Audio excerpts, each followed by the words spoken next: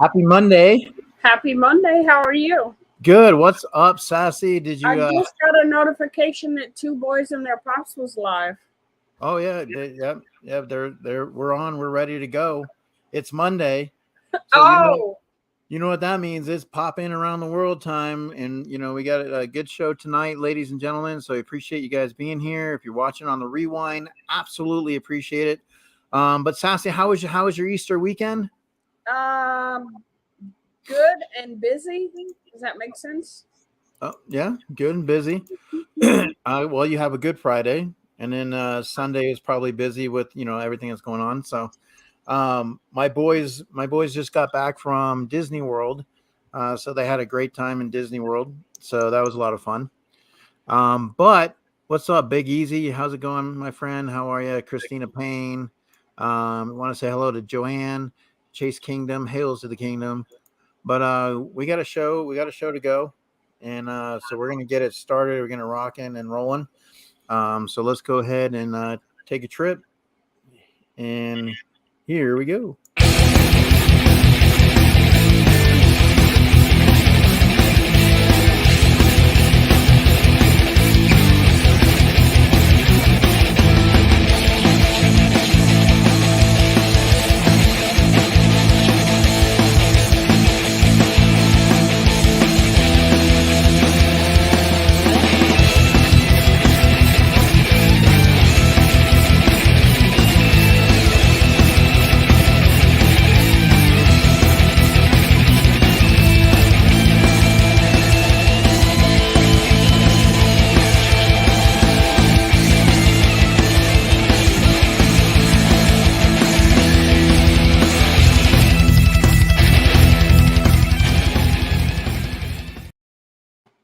All right, so Sassy, we got a epic show tonight. Epic proportions. I appreciate everybody coming in. You're watching on the rewind. Definitely want to give you a little bit of intro. You may have seen the thumbnail, and you're kind of saying what's going on. And so I don't want to keep too many people in suspense, but definitely a lot of fun tonight. So I'm going to go ahead and cue this up and give you a little backstory here, so you guys know about our show and who we're bringing on tonight. So let me go ahead and share this, and it'll be all ready to go. All right.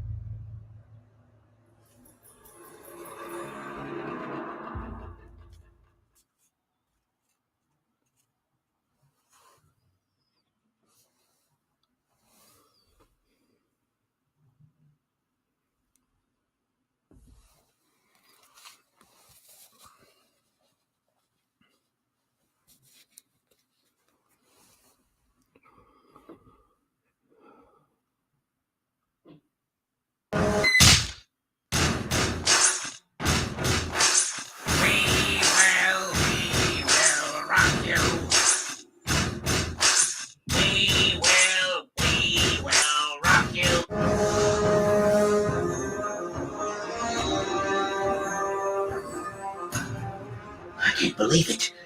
I'm me again. Oh, I'm not gonna let this second chance go to waste. When I get back, I'm gonna patch things up with Harry, cancel all the military contracts at Oscorp, and finally finish the cure for cancer I've been working on. Look out, world! It's a brand new day for Norman Osborn. Yeah, my coffee's gotten cold. Oh, don't worry. I have this. Bubble sound effects. It's so hot.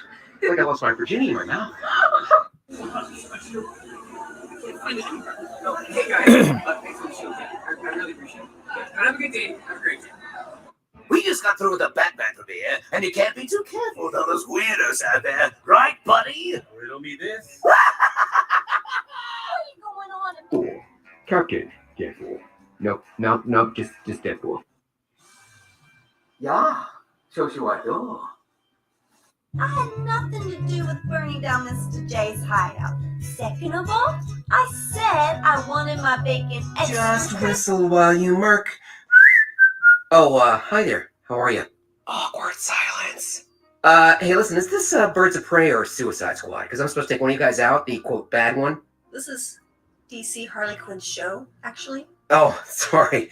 My bad. I'll just show myself out. Sorry about that. We just got a package. I wonder who it's from, Bob.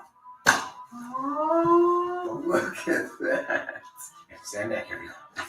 Oh, shoot, that's freaking fantastic. Good file here, dossier. They gave me the movie. Welcome, new recruits. Strap on your proton pack, jump into the Ecto one. Get ready for the next chapter of Ghostbusters. Enclosures a gift from your friends, the Sony Pictures, and celebration of the new film Ghostbusters Afterlife. Now available on digital Blu-ray. Come on, it's one of these things. And inflatable proton pack to go with it. No way! 24 colors, 3D fabric paint. That's freaking dope. So 24 Frontier fabric markers to go along with it. Thank you, Sony Pictures. I really appreciate this package. This is really freaking cool. This time for trends. Oh, where are you going? What are you doing? This is what I thought. That is a red one. Wow. Red one. We need to leave immediately. And he will get over it whenever I turn anyway. Let's go. Now? Congratulations to the happy couple. We are leaving. Bitsy Spider went up the water spout. Out came the goblin and crushed the spider's guts. As every action figure collector knows, the best part is opening the package. Yeah. Open it. Come on, open it already. Rip it open. What are you, 5? Sweet plastic crack. Oh, yeah. I'm touching myself. Fellow cartoon lovers, Messiah John Bailey, the epic voice guy, with a brand new package to open. And here, exclusively, get ready. But find out what it is. Sure. No way. It's a totally epic box of pizza. Righteous. Now it's time for our next campaign. That's also about a bodyguard that protects against Hitman. The green screen makes this look really cool. Every warrior has a beginning. The journey from here is yours to decide. Storm Shadow. And the man himself, Snake Eyes. Move over, bad guys. The assassin who never speaks. He talks a lot, move him. You get a digital copy of the movie. Not for you. From Snake Eyes. UV protection. A hand towel for some reason. 2 hand towels. Wow, that is freaking cool, man. And last but not least, there's something in the bottom of the package. It's Cobra sticker. All right, so ladies and gentlemen, I give you John Bailey. Someone's been stalking my Instagram. Ooh, not me. I appreciate you coming on and being a part of the show tonight. Like I said, when I did come across your Instagram, and I was impressed with a lot of the stuff that you do, and I wanted to learn more. And I reached out to Sassy and I said, "Hey, we gotta get this guy on the show." So I appreciate, I appreciate it. So did you have a good Easter weekend? Everything going well? Yeah, I mean, I had a great time. I got a little constipated on a few Easter eggs. No big deal. Better out than in, I always say. Shout out to everybody in the chat. Christina, Big Easy's House of Pops. That's Nancy. Hello, everybody. I can see you. Joanne and Umpty Scratch. And anybody that's watching on the rewind, absolutely appreciate it, guys. So tonight we have a epic voice actor. You have to say it differently. Tonight we have an epic voice actor. See, there you go. That right there. So that's what we have tonight, guys, because you heard that. And when you get, how long have you been doing this? How long I've been speaking? Since I first started talking as a baby. I came out of the womb going, I'm being born. The gates are opening, and now I'm breathing air. No, I started doing voiceover professionally 14 years ago, but there was a few years of research and development before that. Started doing impressions when I was 4. Okay. Wow. So you, at an early age, you knew that this was something that was going to be not really. I didn't really know that that's what it was. I just thought it was I just was an audiophile. I loved the sound of the human voice. I loved music. I loved sound effects. I loved the sound of nature, just audio in general. When I got my first Packard Bell computer, that shows my age. I started trying to recreate the background sound from Endor on my computer, just mixing sounds together. And I just thought that was just really cool how you could layer things together and make 10 sounds sound like you were in on a different planet. So, and when I was a kid with a Fisher-Price tape recorder, I would recorded myself doing the voices and play it back and act out the stories that I had recorded the voices for. So yeah, it's always been something I was really fascinated with.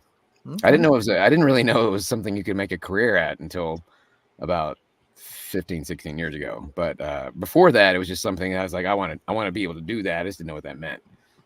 Because you hear a cartoon when you're a kid and you don't know that's a job. You're just like, oh, that's neat. Right. I can do cartoon voices.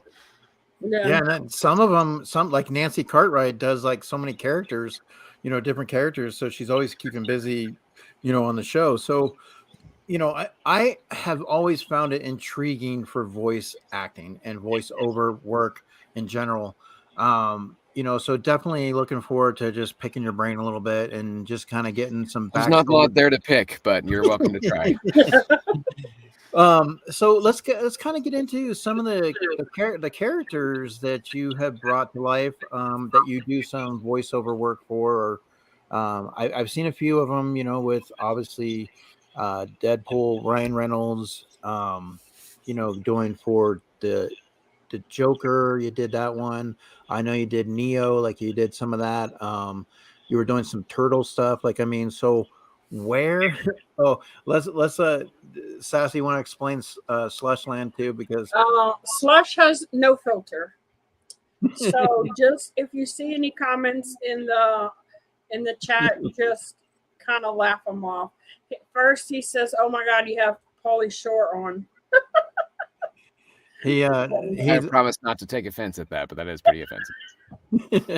He's one of he does come in a lot and very supportive in the community, but so definitely we appreciate you, Slushland, 100%. So can you kind of give us a little rundown of some voices? Like, I mean, you want to kind of first off, I get Tom Hardy a lot, so honestly, I'll take Pauly Shore over hearing Tom Hardy again. So I do a lot of what's called ADR work. So I fill in for a lot of a lot of actors' voices. I mean, the one that people know me most for is Ryan Reynolds' characters. I've worked on, I guess I'm pushing a dozen films and trailers at this point, where either I'd done his voice for the actual film, like the version of the film before it comes out, where it's, the pre stuff. And then once they kind of finalize things, they'll have him come in one time instead of a billion. But I've also filled in for all the Chris's from the Marvel universe.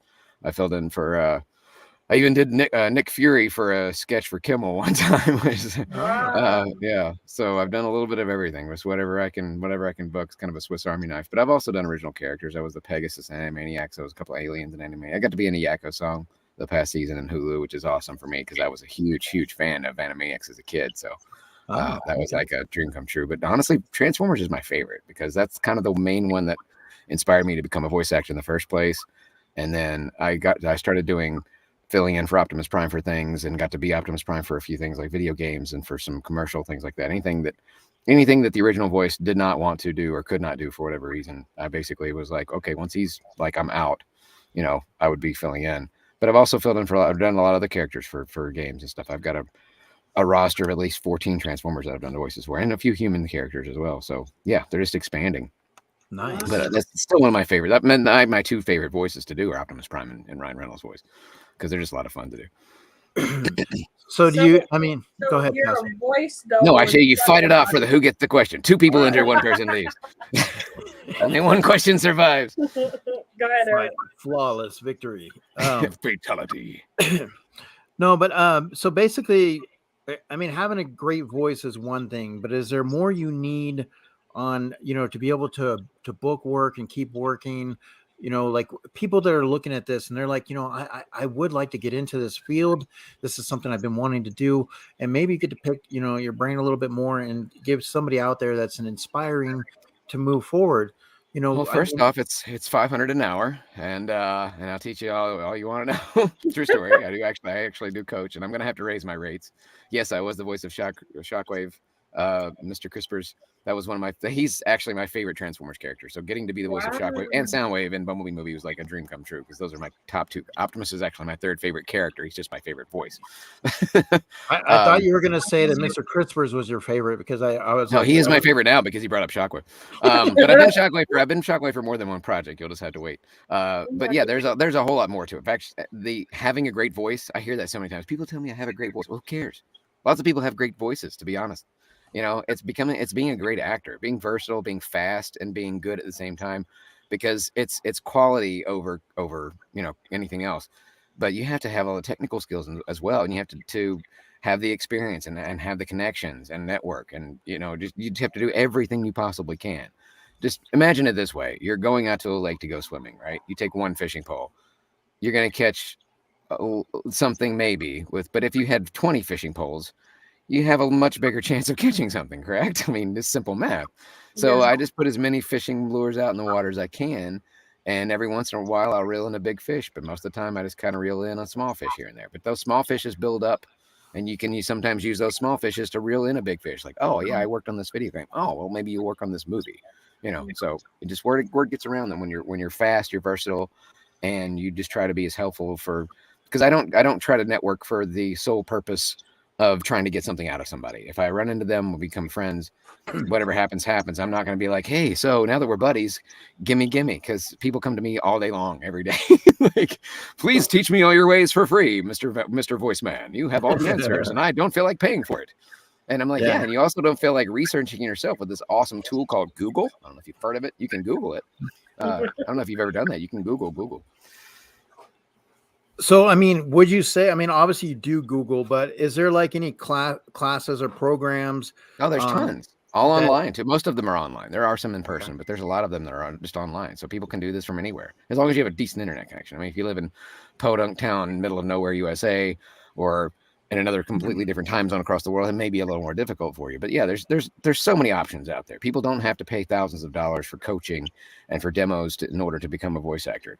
There's entire businesses dedicated to the technical side of things and to the coaching side of things that are raking in millions of dollars from people asking the same exact thing. Well, I also know that they have voiceover conferences in places like Atlanta. Atlanta's a big scams. No, I'm sorry. It's not a scam. I'm just joking. You're talking about VO Atlanta, the stuff like that. There's some value to some of that, but you will get a lot of, if you buy my book or you buy my audio or you buy my coaching session, you're going to be great.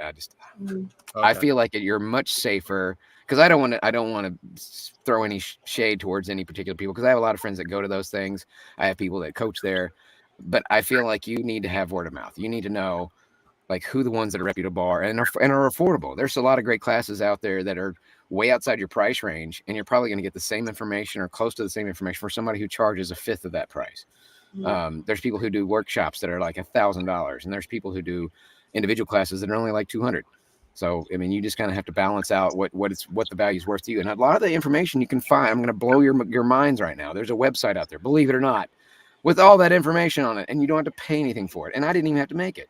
There's one of the biggest, I guarantee you that one of you has got a pop figure of his character behind you in somewhere or some form. But D. Bradley Baker created a website called iwanttobeavoiceactor.com. So all those questions you guys come to me with every single day. How do you get a voiceover? My friends say I have a great voice. What do I need to do now? How do I get this? How do I do that? It's all there. I don't have to type it out. It was already typed out for me. Just go to iwanttobeavoiceactor.com. It is a great resource, and it's totally free. Wow. Well, I know, like I said, one of the things that I was looking at was in the past, talent, basically you would come in to record and get feedback and direction. But in today's world, we have a different technology, and it's changed the industry a little bit. So maybe instead of going into the studio, you find yourself recording in a closet or, a soundproof room that you made at your house. How has that been for you? And what do you feel are the pros and cons to this? Hello. I'm in one right now. I think that I was prepared, and a lot of other voice actors were not, but there were a few like me who had already had this kind of thing set up. They already had the technology ready. They already had the fastest internet they could get, and they were ready to go when something like the pandemic hit. A lot of people were even people that I look up to, people that are mentors to me or influences on me they were like, I need to get me a studio bricks. I need to get me a whisper room. I need to put something together because they're losing work because they weren't coming in studios anymore. And they're still I went to a studio to dub a film about 2 weeks ago, and they still had us all split up in a separate little plastic bubble container type things with the plastic shields. And I'm like, well, what's the difference between doing that and just having us record at home separately over a Zoom call? I just don't. It would have been way less It would have been way more convenient and way less complicated to have everybody split up in like 5 different studios. I mean, I understand they do the way they want to do things, but in my brain, it's like, we could have done this a lot simpler from our own studios. Maybe not everybody had one, I don't know, but it just seems like it's still not back to normal yet. Normally, when you loop for a film, you go to one studio room and all the actors are there together. There's one mic in the center. We semicircle around and we do all the looping for all the background stuff. And if you don't know what looping is underneath the category of ADR, which I mentioned earlier. But instead of doing voice matches, we're filling in the background characters, any of the conversations that happen in the background, the news reporters. Yeah, all those tracks are recorded separately. So if you see a scene of, for instance, it's Seth Rogen and James Franco, and they're in a club, and there's a bunch of people dancing in the background, there's music going. When they film that, it's just Seth Rogen and James Franco talking. In the background, it's they're moving, but there's no music, and they're not talking. Their mouths are probably going. Sometimes their mouths are not going.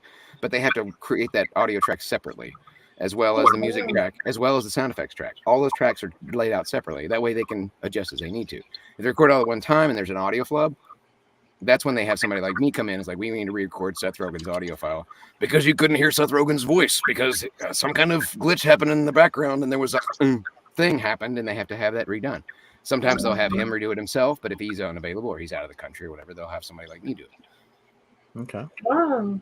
That's interesting. I didn't know it was all separate. That's cool. And you can kind of tell something. Once it almost kind of breaks that illusion in Hollywood. Mm-hmm. It's one of those Hollywood magical tricks that people don't notice. And then I watch a movie and I hear somebody saying something, and he's clearly supposed to be the voice for this one particular character that's in the background. He's picketing with a sign. I think the first time I really noticed it was in Argo, the Ben Affleck film. And he's doing the thing with the sign, and his mouth was not even close to what was being said. And the voice did not fit the character. You could tell that was a white guy doing a Middle Eastern voice. And I was like, yeah, that was re-recorded now. And I started watching. And that's why, I mean, I always use this as a great example. That's why the sound guys for Star Wars A New Hope should get the most credit for that being such a hugely successful film. If you watch the old movie, the unedited Flash Gordon, it was very deep. I mean, it was pretty bad. And then the audio engineers came in and they all those actors re-recorded their own voices. And we should have known back then that's why they were such good actors, because they recorded all their voices and did just as good a job performing it vocally as they did on camera, so they could remix that audio. Because the audio that's what sold that film. All the sound effects, all the editing, all the re-recording of the voices. It made that film a million times better. And it's probably one of the biggest reasons why it was so successful. Because once you add in John Williams music and brand new sound effects that nobody had ever heard before, and the audio, you can tell back then. When somebody re-recorded a film, you could tell. Because usually the lip sync was way off. The voices weren't nearly as good because people don't know what to do in that situation. They can't act as good behind the microphone as they can in front of a camera. Some people just aren't good at it. Yeah. Sleeping Collectibles, hello, how are you, my friend? Hope you're doing well. Sleeping Collectibles, huge collectible as far as action figures, Star Wars, wrestling, things like that. And I'm assuming he's good at sleeping as well, because those two things together, I just kind of assume. So what made you decide, I mean, like, to take on Ryan Reynolds' voice? I mean, at what point did you realize, like, okay, I can do this? Like, because you do it really well. And for those that, you know what I mean? Because, I mean, even Sassy and I were talking, and what were you telling me, Sassy, about the gin? Oh, they're an smooth, delicious aviation American gin. Yes. So he did the he had that commercial, but you did a voiceover for it, right? You did something. So I'll try to go back to the original story. And it's a bit of a story, so hold on, guys.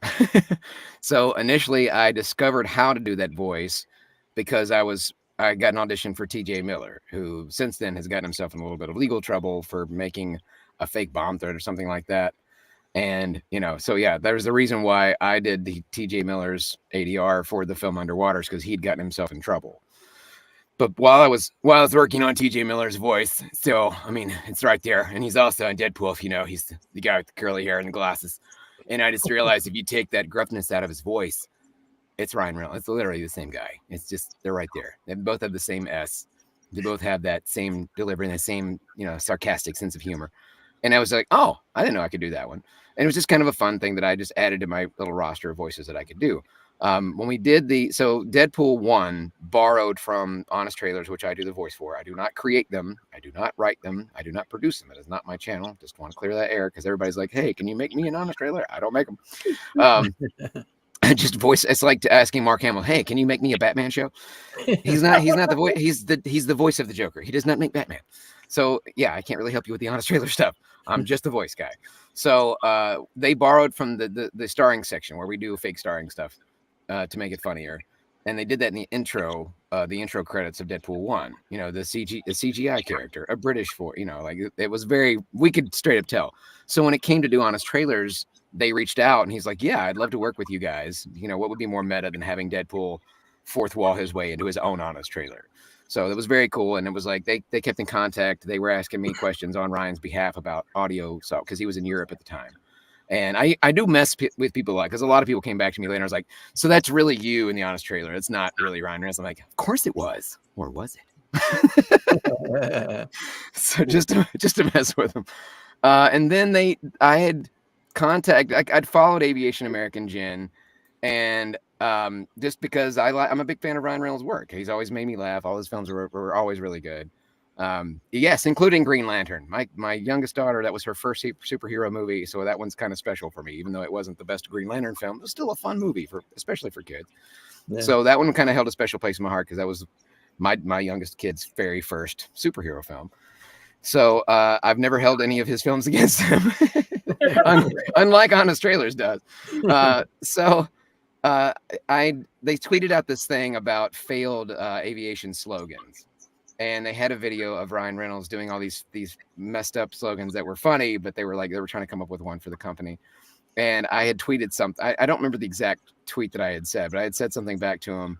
And they were like, oh, if you could say this in your epic voice. And I'm like, so when I saw the tweet, I was like, well, if I'm going to do this, I'm going to do it right.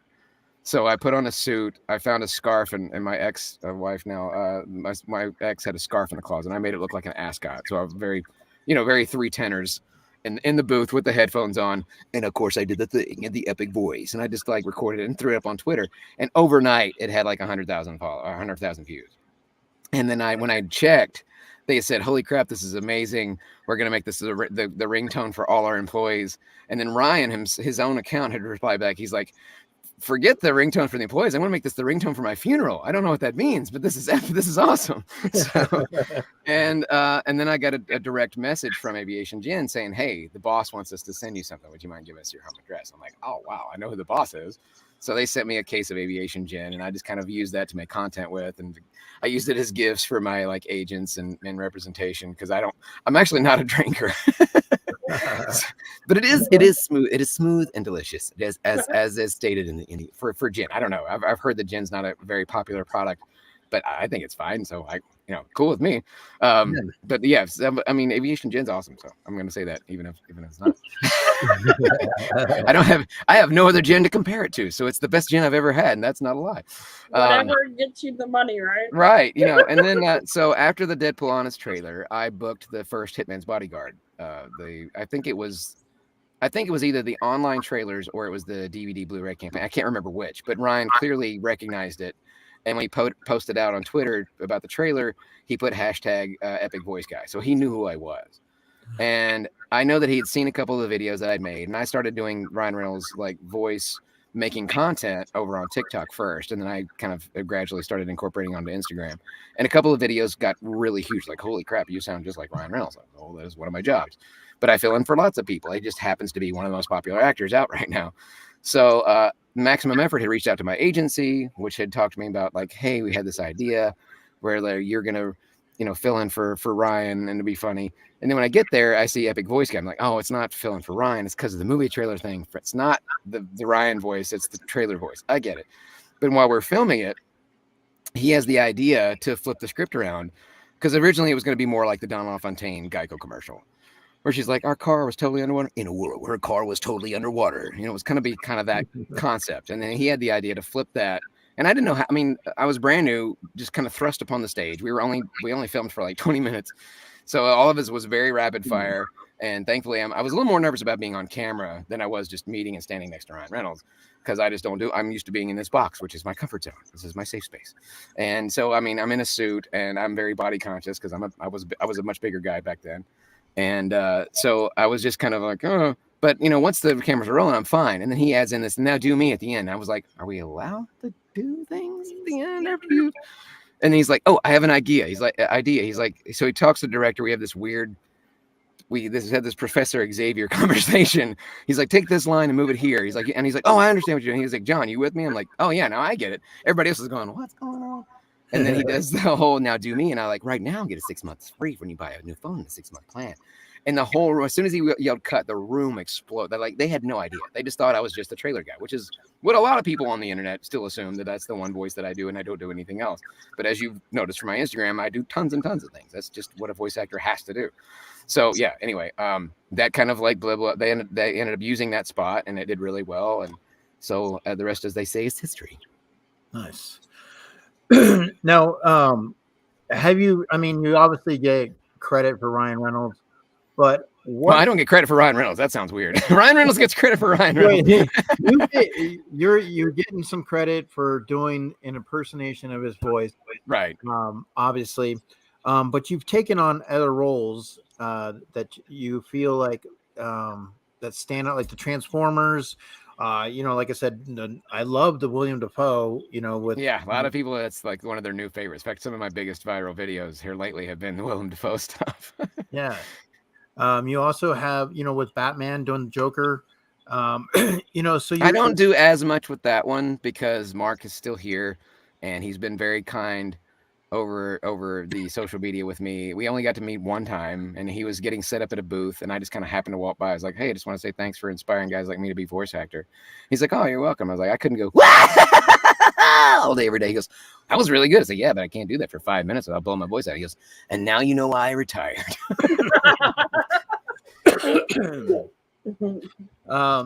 So if I was to pursue this type of career, do you also have to make some pretty good investments to basically get the quality results in the field? I mean, like I said, talk to me like I'm 3, obviously, because voice over work has always been an interesting thing for me. Like I've always enjoyed it. I'm going to make you 7 because I don't think I could convince a 3-year-old of anything. No, there is not a lot. I mean, the biggest investment that you're going to put in is going to be in your computer because you have to have a really quiet computer. As right now, I can literally hear the fan noise from your PCs. I can hear them. Unless you have a fan in your room, I can hear. All that background noise is going to get picked up when you try to record, and they're going to hear it. So if you don't have a whisper room like this one, you can just use moving blankets from your local hardware store, $12 a piece. They're not that much. They have big giant brads on the corner, and you can J-hook them to the ceiling and a semicircle around the corner of the room. This stuff, $25 for a package of this stuff. And you can get this entire wall was one package. And you only need to do one corner, and then the moving blankets but the computer is the quiet part. I got an iMac, and a lot of people are anti-Apple or anti-iMacs in general, but just something that has no fan noise, 0 fan noise. You can't. The only other way is to put the computer outside of the booth. But other than that, the software is free. Audacity is what I use. A lot of people will spend a lot of money on software that's just overkill. I'll just show you if it won't unplug. This is called an interface. It's only about $60, I think. Go ahead. And it plugs in your microphone. Yeah. It's a Focusrite Solo. It plugs in just one mic because you're not mixing a bunch of tracks. You're not plugging in instruments or anything else. You're just plugging in one microphone and a pair of headphones. So I got the mic stand at a pawn shop for $20. The pop filter, the shock mount, all of that was under $100. The microphone itself was about $700, but I got it secondhand. You're very welcome, Christina Payne. I appreciate it.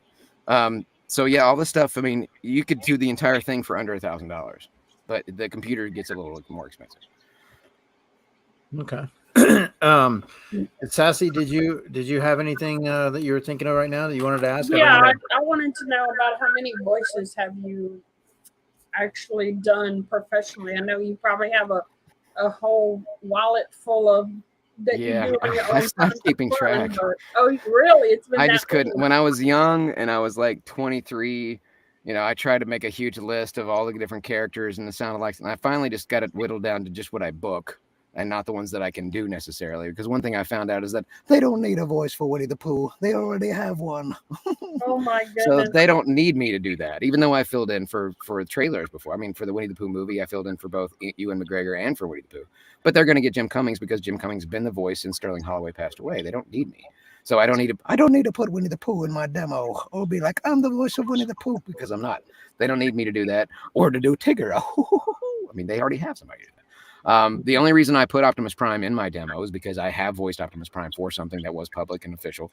So I am going to include that. But if I've only filled in for an actor, if it's not a demo of just sound-alikes, which honestly, not a lot of people have a sound-alike demo. In fact, when I first approached a demo producer that's well known, by the way, for doing demos, very big in the business, I said, is there an ADR demo? He's like, no, I've never had an ADR demo before, but that's not a bad idea. I said, well, how would I do that? He's like, well, you wouldn't want to do it like an impression video. You'd want to actually take clips from whatever it is and then pull the parts out that your voice and then put that in the final demo to show that that's you doing the voice of the character for the other person. So it's a very, very niche area of the business. So I just kind of, I don't count. I mean, there's probably hundreds of impressions that I could do, but I don't book those characters. I'm not, just because I can do the voice of Rocco doesn't mean I can do the voice of Rocco, because they've got Carlos Allen's Rocky to do it already. He's right there. He's already Mr. Crocker. I mean, just because I can do it doesn't mean they need to hire me for it. And I'm certainly not going to put that in my demo because I didn't come up with that character voice. I'm just doing an impression of Carlos's characters. So how many have you done that you were paid for? Do you know like I said, number? I literally lost count. Wow. I know that as far as booking, I've been at this professionally. I've been at this for 14 years as of this past February, and I'm probably around 10,000 jobs, something like that. Wow. But you have to understand, sometimes one job breaks off into 50 spots, and I just count every single spot that I get paid for and kind of lump all that together. Cool. So I wanted to ask you, it's obviously a tough field, very competitive. And, you know, a lot of people can say that female voices are very soothing. Male voices can be authoritative. But basically, how does one assess what a particular voice becomes compelling for, you know, for something? It's when you look at the women's voices and the men's voices and voice acting jobs, it seems to be a pretty... It's unfair. It's unequal. Yeah. No need to beat about the bush. It's always been unfair. It's always been unequal. There's a reason why it took forever to get a female promo voice or a female trailer voice. It was just a male-dominated business. But there is some science to it. Apparently, according to a research study that I read myself, I mean, like I said, you have to take everything you read on the internet with a grain of salt these days because people make up stuff. But I did read something that looked like an official medical report that said that the human ear has more trouble distinguishing between female voices than male voices. So there was a reason why they were having more male voices than female voices. That way they have one female in the show do all the kid characters and all the female voices, and then it'd have 5 guys doing the rest of them. But that also included 5 white men doing characters for Native Americans and Indian Americans and Black people and Asian people. And like, they were just doing them all, which, I mean, kind of all blew up in the middle of the Black Lives Matter movement. That kind of spilled over in the voiceover community because there have been animes and other voices, another character. I mean, you go back, I was doing this for my live stream. I live stream on Pokecha. By the way, shout out to my best friend, Santana Maynard, who you saw in a lot of those clips. We do a lot of collabs together. She's also a voice actor. She got me on the streaming service. And one of the things I like to do is just play some games. So I find YouTube videos of Guess That Cartoon intro. And Brave Star popped up. And I don't know if you remember Brave Star from the 80s, but it's about a Native American lawman who has the power of the bear, the wolf, and the eagle, and like he can call on. Yeah, takes place on a planet called Texas, but it was voiced by a white guy. Oh, super cringe! Like, you can't do that anymore.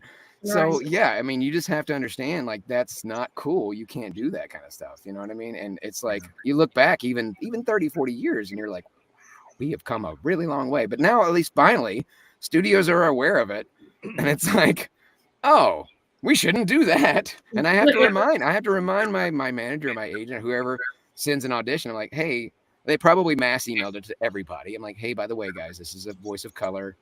I am clearly not. So I shouldn't be, just because I can do Jackie Chan impression doesn't mean I need to be filling in for Jackie Chan.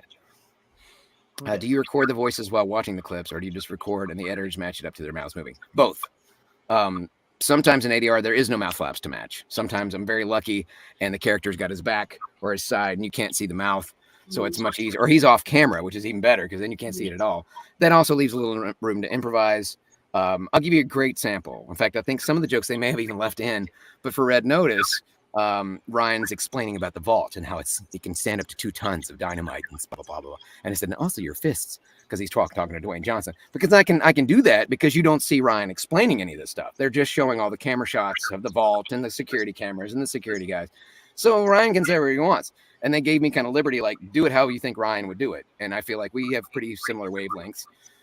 So I just improvised some stuff on top of what was written there, and they seem to love that. In fact, I think that I was even told some of the people actually may have borrowed some of the things that I improv or combined it with what Ryan improv, whatever, but it made it into the final film because you never really know.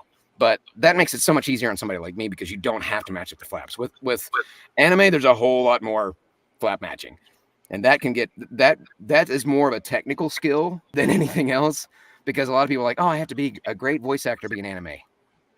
Really don't. Like, if you can get into the studio and you memorize the line, because they don't always put the lines in front of the screen when they do a scene. They put the lines on one screen and they put the action and stuff on the other screen. The only way my brain can do that is to memorize that line as fast as possible and then pay attention to the mouth and make sure that I perform and match up the flaps as fast as and just get through it in 1 or 2 takes and we're good. If I can match the cadence on the first one, I'll just add in a second one. And the editor's like, yeah, we can work with that. And then moving on because they want to get done and go have lunch as fast as possible. And I want to get them done as fast as possible, so they'll hire me back again. Well, hi, Mark. Sorry, I saw the word Mark. I can't help myself. By the way, I don't know if you know this, but Tommy Wiseau is making a new film called Shark. So I cannot wait for that. Oh, hi, Shark. So if you were a hiring manager, what would you be looking for in a voiceover actor? Like what? I mean, there's a lot of them out there. That's a good question. You know, I've dabbled in that a little bit, unofficially, obviously, but I need somebody who's already doing it. I need somebody who's already booking work, who already has a demo, who already knows how to do accents, who's already done coaching with some great coaches, and is motivated and is out there using those talents in this capacity some way, and willing to listen and willing to follow my advice and not just like, well, I think I want to do it this way. Because no offense, if I had done that to my manager, she would have dropped me in a heartbeat because the reason why she only has the smallest of talent and why they make so much money, because they're some of the top people in the business, is because we listened to what she had to say, including some things that we didn't necessarily want to hear. I was trying to do something for my health. I was doing hikes there in the middle of the afternoon, and she gave me a big fat earful. She said, you cannot be doing this in the middle of the day. You need to be focused on either working on getting better or being available for auditions. We cannot have you just like we can't get a hold. It was one time they couldn't get a hold of me for something that was a little more expedient. Like this needs to be done by 5 o'clock. And I just didn't answer the phone because you get up high enough in a mountain, your phone signal just kind of. So she's constantly trying to get me back on track, rail me in. And I mean, look, like everybody else, I had bad mental health days. I have bad physical health days, but you have to stay in communication and you have to relay the information as what's going on, because as a manager, you're just going to assume if I don't hear from you, you're not doing what you're supposed to be doing. If I don't hear you getting better or hear you as good as you can be, I'm going to call you out on it and try to get you back on track. And if you don't want to listen and that's too much, and you have to have thick skin. You have to have really thick skin in this business because people are going to be brutal. And sometimes your manager is going to be brutal. Sometimes your agent's going to be brutal. Sometimes the client's going to be brutal. I've been just let go of jobs where we just didn't mesh. And I get in there and they're like, oh, we love the improv that you did. We want more of that. And as soon as I start to do it, they're like, can you just do it this way? And they'll line read me, which is already like, I'm a 14-year professional. I don't need to be line read anymore. But, you're the boss. You're in charge of the session. And they're doing it badly. And I'm following their direction. And then they don't like it because I'm doing it the way they told me that they didn't want me to do it originally. I tried to do it the way they told me to do it. Now they're changing it all because they don't want me messing with their writing. And then I'm like, this is not going to work because they want me to both do what I was doing and do what they are saying. Those two things are not aligned. And then they replace me. And then my agent's like, hey, I need to talk to you. I'm like, I already know what this is. I've been let go. But you know what? Probably for the best because that would this one particular session, we should have been done in less than 2 hours. We didn't even get a fraction of it done in 4. And I was like, I don't care about the money at that point. I could not do that over and over again because I was just inside. I was internally just screaming like you were in love with the sound of your own writing and you don't want anybody to mess with it. Right. and you're determined that this is the best, and you're asking me to do it naturally, and this is you're making me do it completely unnaturally. But you can't say that. You don't want to burn any bridges. You just do the best you can. You hope to maintain.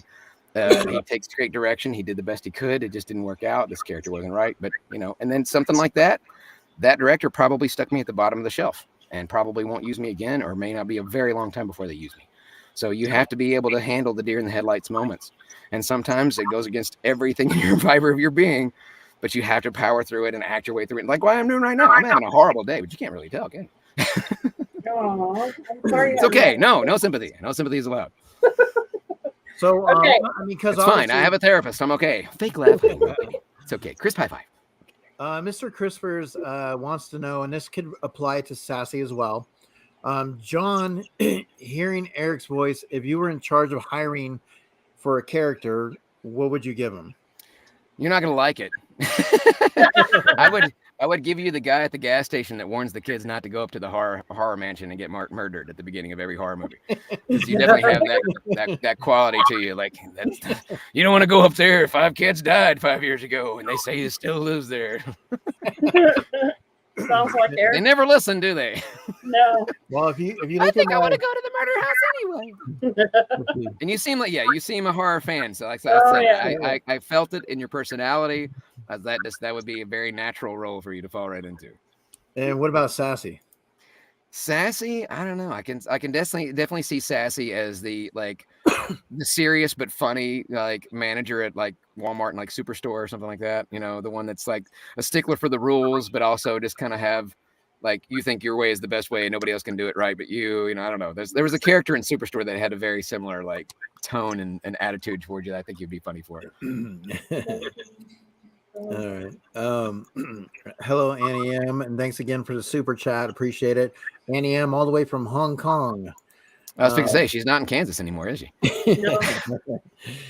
All right. So, what about the narration jobs? The differences between some of the jobs that you take on. Is there something that you really enjoy, and then something you're like, okay, I did it. I just might not do it again. Audiobooks. Oh, I did one, and I will never do another one unless they pay an exorbitant amount of money because it's just so. Look, I mean, you can't tell. I mean, I've got a sunburn, so I'm already a little bit sweaty here, but it's hot in here, and I don't even have the door shut all the way. It's freaking hot in here, and I have to sit in a hot box for hours upon hours upon hours, reading at an unusually slow pace. So it's even longer to get done. My first issue, maybe it's not the same for everybody. They gave me the book 2 weeks before I had to record it. That wasn't even enough time to read the thing all the way through out loud. Usually you get it months in advance. You read it out loud a few times through, and this is 437 pages long. And it's a very technical book. It's about the soldiers that took out bin Laden and their backstory, how they were trained, the guy who trained them. It's called The Red Circle, if you ever want to hear a horribly narrated audiobook. But a lot of people come to me, what do you think about audiobooks? Should I do audiobooks? What do you think? I'm like, I don't know. I don't have an opinion because I've never done it before. I can only go based on what other people that I know that do audiobooks have said. And some people thought it was awesome. Some people I do it because I need to do it. But everybody had nobody had a consensus on the same, opinion. So I did one. The last day was 14 hours straight just to make sure I didn't miss my flight. Yeah, it was rough. So I wouldn't do it again. If I did do it at one again, it would not be that kind of book. It would be one with characters and not just a couple of characters. It'd be one that actually had a story and wasn't a biographical type story. It's a lot of freaking work. As far as my fate, I get this. I used to get this question a lot, and I had another answer, but I've changed it since then. But as far as my favorite type of work go, my favorite job is when they're like, hey, so we need to book you on Friday at 3 and it's 2:30 and I'm on my way to the studio and they're like, hey, we're going to cancel the session, but we're going to pay you anyway. So have a good afternoon. That's my favorite job. Because then it's like, oh, well, at the time I was married, but now it's the ex-wife. But I was like, oh, my wife doesn't know that. I got the afternoon off. I'm just going to go chill at Walmart or Best Buy and play some video games now. So Dead Zone Citizen says, can you do a Sassy impression? But now, can you just pick somebody up right away? How long does it take to pick somebody new? If they're like, hey, we're thinking about maybe you trying to take on this person to impersonate? I try not to, because you never know somebody's personality. They may get offended. They may be upset. There's been people who are like, oh, hey, can you do me to my face? And sometimes it's like, can you do me? So you never really know. So I try not to do that to people. But yeah, sometimes I can pick it up right away if it just happens to be in the same vocal range as I am. Like, I think that's one of the reasons why I do Ryan Reynolds' voice so well, because my voice is already right there. I only have to change a few small things and just go up and down a little bit. And there you go. There's just they're so freaking close. Other ones I have to try really hard for, because I get auditions for people that have the most normal sounding voices. I'm like, how? I got one for Jeff Bridges. This has been about 7 years ago. And I was just like, holy crap, Jeff Bridges? Are you kidding me? So I invented something called Revoice Engineering, to where I take a voice that I hear and just close my eyes and I listen. And I'm like, okay, so who does it sound like that I know that I can do already?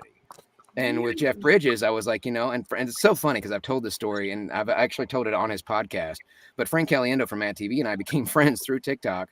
And he'd heard this story online, and I did it again for his podcast. I was like, it sounds like Frank Caliendo doing his version of John Madden, but with a Southern accent. So I started with, boom, got an ace in the place for Harvey, and I got a fat head of Brett Favre in the bed by my pillow next to a mirror. So when I lay down at night, it looks like I'm in bed with Brett Favre. Boom, ace in the place for hardware. Boom, Gatorade.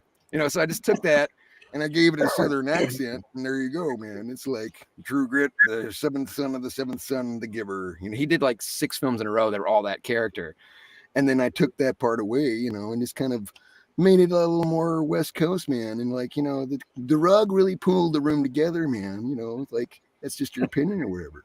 Wow. So batteries, So I worked from one voice to another. Same thing with Chris Pratt. It was an extremely normal voice, but I noticed it sounded like Owen Wilson. Like, wow, and take that voice and you like take all the wows away from it and you give it a little bit of Southern accent. Pew pew bang bang. I'm a cowboy.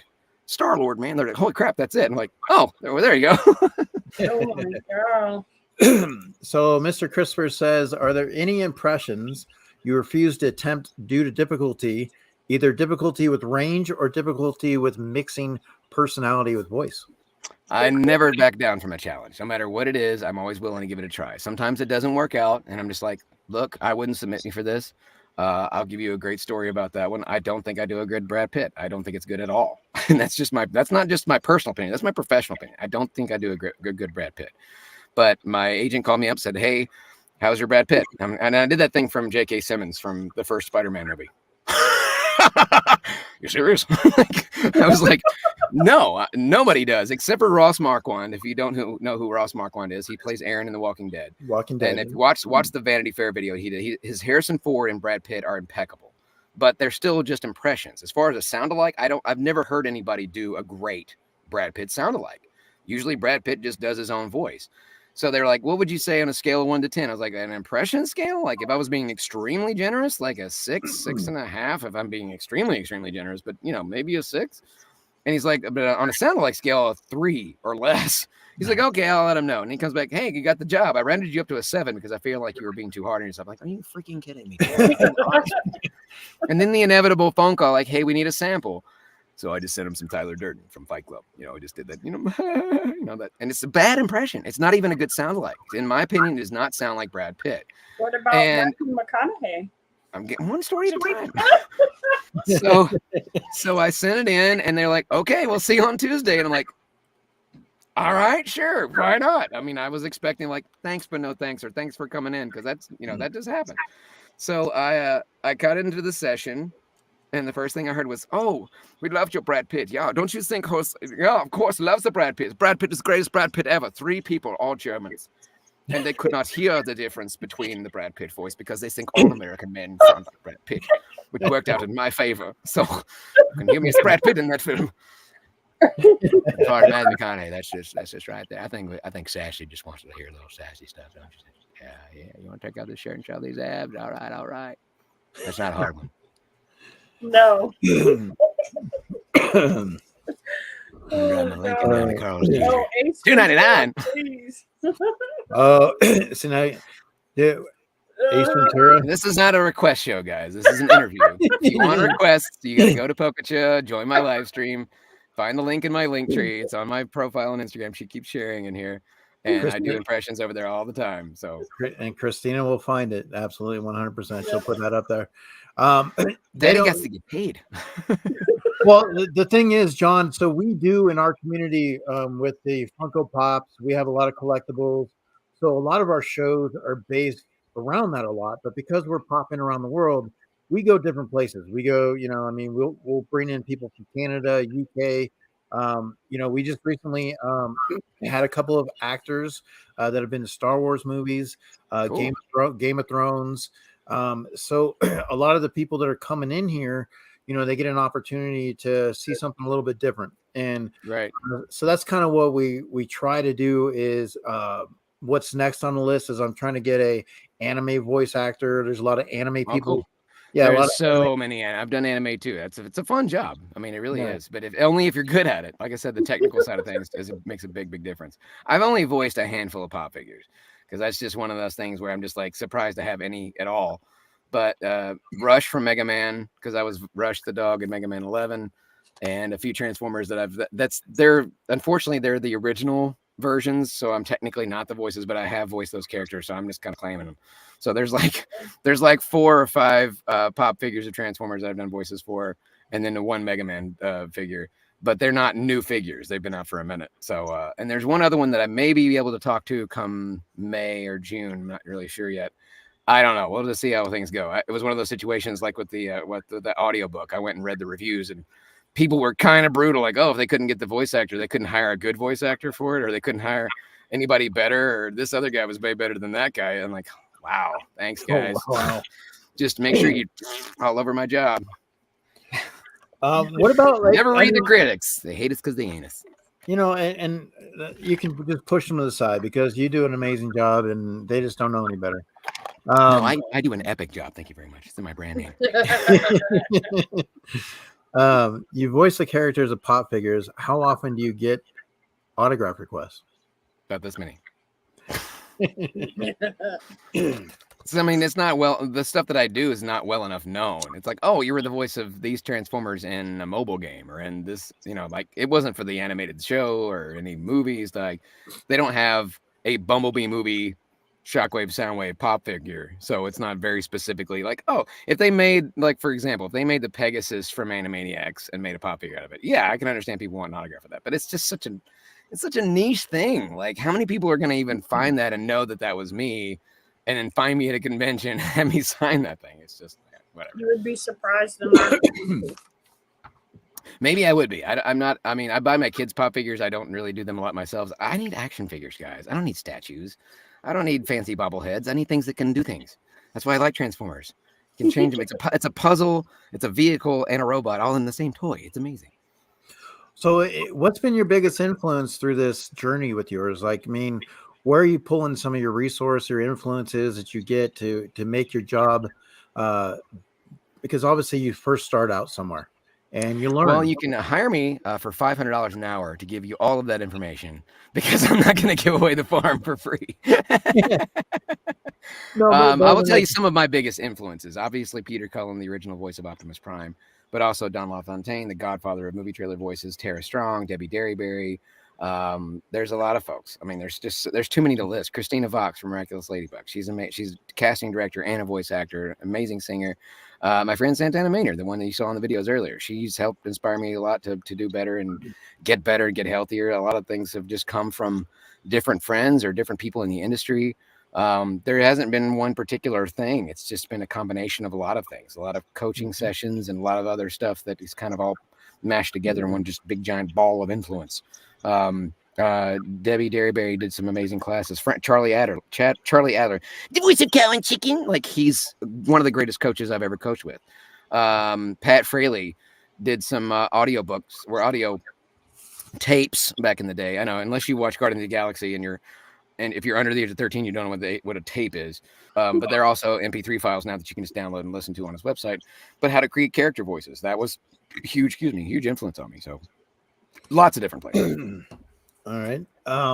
So and what about, like, I mean, have you ever played around with it where you're going through the drive-through, or you're calling for pizza? Are you kidding me? Like, one voice actor hasn't. I mean, come on. I would be ashamed. You shouldn't call yourself a voice actor if you've never prank called or gone through a drive-through and messed with people and voices.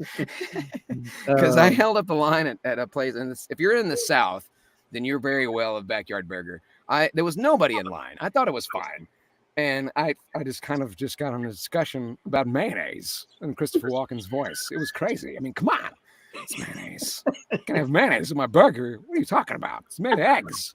It's got eggs. Wow. And by the time I was done messing with this person, I looked behind me and there was 12 cars. And I'm like, oh no. now I'm using my power for evils. Yeah, I know David Sobolov. He's a great guy. Yeah, there you go. He's not asking you to do impressions, but with the comeback of Law and Order, if their original voiceover couldn't perform, do you feel you could? Like I said, I never turned down a challenge. They just send me a reference file. I don't personally watch Law and Order because who has time to watch television when you work as much as I do, which is a good problem to have. But you have to understand, when I say work, I have to include just doing auditions. I have to include doing this. I have to include sweating through my shirt, as you can slowly see it turning colors in the booth. You guys think this is easy? This is not easy, guys. Now you can imagine when an audiobook sucks. Sorry for people who do audiobooks. I don't like, I'm a very sweaty person. So see, we need to come up with a silent fan, something that's not going to. They have them, but there's no such thing. I keep telling people that the only way to stay cool is to drop some dry ice in there, and that could kill you. So yeah, anyway, hopefully that answers your question. The other thing is, being a voice actor, you're not a lot of people are around. You're doing it like what you are right now. You don't see the huge audience I have. There's 50 people waiting out there in my bed watching me through the window. So does the environment kind of take its toll, like mentally with you too? No. Oh no, I love the solitude of this. That's so easy to be in here by myself. It's harder to be. I do okay in a studio, but sometimes that's a little overwhelming. But that could be my own just ADHD, OCD combination, social awkwardness thing, because people think that I'm like this all the time. This is called acting, folks, and I'm very good at it. But you put me in a session where there's more than a couple people and we're in person, and most of them are strangers, and then they come doing voice monkey dance, and then it's overwhelming, and I just can't. And I end up withdrawing, or I end up excusing myself and walking away, or like, oh, is that a rabbit over there? So I just, but when I'm at a table at a convention, it's fine. There's a barrier. And they come and they go, but sometimes they don't leave. They just stay and stay and stay. And like, there's other people waiting, and I'm feeling uncomfortably awkward because this conversation has gone on way too long. So as studios is different because I'm there, I'm focused on the job. I have a script I can kind of hyper focus on, and then I kind of get into the zone, and it's fine. And I have to feel out because I'm always nervous when I go in. I'm nervous about how do the clients react to me. Because I've had, like the one I mentioned earlier, they were just very much do the script the way I wrote it. Don't you dare change a word. And then it ends up being bad. And then there's other times where I get in and I just kind of, I see an opportunity to mess a little bit or improv a little bit. And they're like, oh, that was great. Can you do more of that? I'm like, oh, they're cool. If they're cool, then I'm fine. Hi, Mama J. So once I find out what kind of personality they have, if our personalities align, and I've noticed a lot of people in this industry have ADHD too. I think it's just something that creative people have, especially in the voiceover community. I can list at least 3 people off the top of my head that have ADHD. And there's degrees of how severe it is. Some people have a very hard time kind of getting that under control, and some people are fine with it. Some people, like I would never have known that Kyle Hebert had ADHD, but not enough. Asperger's, actually. I don't think they call it Asperger's anymore. I think they call it ASD. But at the time, they were calling it that. And I was just like, you know what? He's very under control. He's very together. I never would have thought. And then there's others like, oh yeah. Yeah, I can tell because I have an autistic kid and I can see some of the signs, and now I can see some of those signs in myself. So, I mean, it's once you become self-aware of it, it's something like, oh, if I just tell folks this is my deal up front, they go, oh, okay. It's better that way than them finding like, man, this guy's kind of a cold jerk, or he's socially awkward, or he's weird, whatever. Like once they know up front, it's like, oh, okay, well, I can be a little more patient and understanding with them. And some people just aren't. Some people just, they brush off mental health as nuggets. That's just the thing people say. But I'm not using it as a get out of jail free card. I'm not using it as a, I can be a jerk and treat you like garbage or ignore you or not talk to you because I'm just a jerk. No, I'm like, I don't do that on purpose. I'm trying so hard to be normal, but what is normal? Everybody has their own version of normal. There is no real normal. Abnormal is the new normal. It's Abby something. Abby normal. Well, I work. You don't get that reference. We can't be friends. I'm sorry. Yeah, I work in special education, at the middle school. We recently, as a community, Big Dog Dave did for Puzzle Squared an auction to raise money for autism and stuff like that. That's awesome, So, man. yeah, this community comes together for a lot of the things like that. That's what we love about it. A A lot lot of of people people. on the spectrum love pop figures. It's the OCD collecting thing. I've fallen into that before with some of my collection, which I'm finally trying to get over and downsize a lot of those things. Since yeah, I mean, there's just more things to focus on than spending money on plastic crap. What are you looking for down the road with your career? Like, I mean, it's one of those things where you're rolling, you're definitely rolling, but is there I something am rolling. I'm rolling out. I had to get one Optimus Prime thing in there. I'm looking for I'm aiming towards a main character in a video game, a playable character in the video game where I'm either the main or one of the mains, and not just an NPC. Because I've done tons of NPCs. They're fun and all, but it would be nice to be, in a Nolan North position where I'm the main character. You know what I mean? To be the Joel of Last of Us or whatever. That and maybe a regular / recurring character in an animated series and an anime for that matter. Because then you're like in that group of people that are doing the main stuff and not just here's a background voice that you're going to see for one episode, or here's just a cameo spot that has 2 lines. Right. Mr. Crisper said you could technically cover your body with icy hot to stay cool and icy while doing the voiceover, then running like hell to the bathroom to shower when it turns to hot. I was fixing to say it's gonna turn hot at some point. So He said, no. well, then that's when you would run to the bathroom. No, I'm just gonna take a bunch of maxi pads and shove them under my armpits, and glue them all over my body so they absorb all the moisture. Then I'll look like Stay Puft Marshmallow Man. What in your life experience has helped contribute like to your voice acting that you feel that you're taking on? Has there been experiences that has contributed to bringing a character to life, in your opinion, for voice acting? Ignore the mess. It's too hot in here. I'm sorry. I'm just gonna have to get over it. There we go. Do not go in there. I would say music theory is probably one of the biggest ones because I learned about tempo, I learned about pitch, I learned about staccato and falsetto and all those different things that have greatly contributed to that. Improv classes are an absolute must because you cannot get into a situation where you are caught off guard, where you're just like the deer in the headlights. And because this is going to happen. Let's just say, for example, you're not good at accents. You need to be good at certain accents in order to be able to do this job, because you may get cast. And let's just say that you have already networked with this person and you've gotten in good with them, and they're like, you know what, this has happened for me before. I have a role I think you'd be perfect for. Do you think you could do this? And then you get in the studio, like, we have some other characters we'd like you to do too, but we decided to change this guy to be Australian. And you don't do an Australian accent. You have no freaking idea. And then back down to the bottom of the shelf you go. So you have to be prepared for everything. Improv really helps you with that. Knowing, being good. Don't be good, be great. Do like Free Guy. Don't have a good day, have a great day. You have to be as good and great as possible. Like a Swiss Army knife. Yeah, I use that term all the time, the Swiss Army knife of voice actors, because you have to have every single tool available, whether it's doing accents, whether it's doing characters, whether it's doing sound-alikes, whether it's singing. I've had jobs that I lost before because I can hold a tune, but singing as another character is really. I had a one-on-one coaching session with Rob Paulson when that's probably first met in person, and he was like, "That one's a very particular set of skills. It's like that's one that you either have to be very good at." And I can do. It's funny. Like I can do some musical sound-alikes, but I can't do their speaking voices. But I can sound like them when they're singing, and you don't see that happen very often. But sometimes you have an actor who is the main character for a voice, and then they have to sing at some point. I'll give you a great example: the show Rescue Bots. Rescue Bots is a Transformers, a younger kid show, and there was an episode where they got some kind of technical thing happened, and everybody in town sang everything they said. That's a lot of actors that may not have thought when they booked this job several years ago, we were going to have to sing at some point. And some of them can sing and some of them cannot. So sometimes they'll have to have a sing sound alike come in. I'll give a perfect example. A Scar and Anastasia, Lion King and Anastasia. Scar was Jeremy Irons, but whenever he gets to the be prepared, that's Jim Cummings.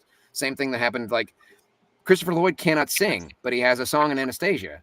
That's Jim Cummings. Because Jim Cummings can kind of sound that and do that. And some people have a good ear, like that's not Christopher Lloyd. Like they pick up on it right away. And other people, they just like, wow, I didn't know they could sing. That's because they got somebody else to do it. Wow. So I got caught in that situation, and they did not hire me back for 3 years because they didn't tell me what I was doing. Part of that was miscommunication. They sent me. They said, we just need to send us you singing. Send a demo of singing. I didn't have one.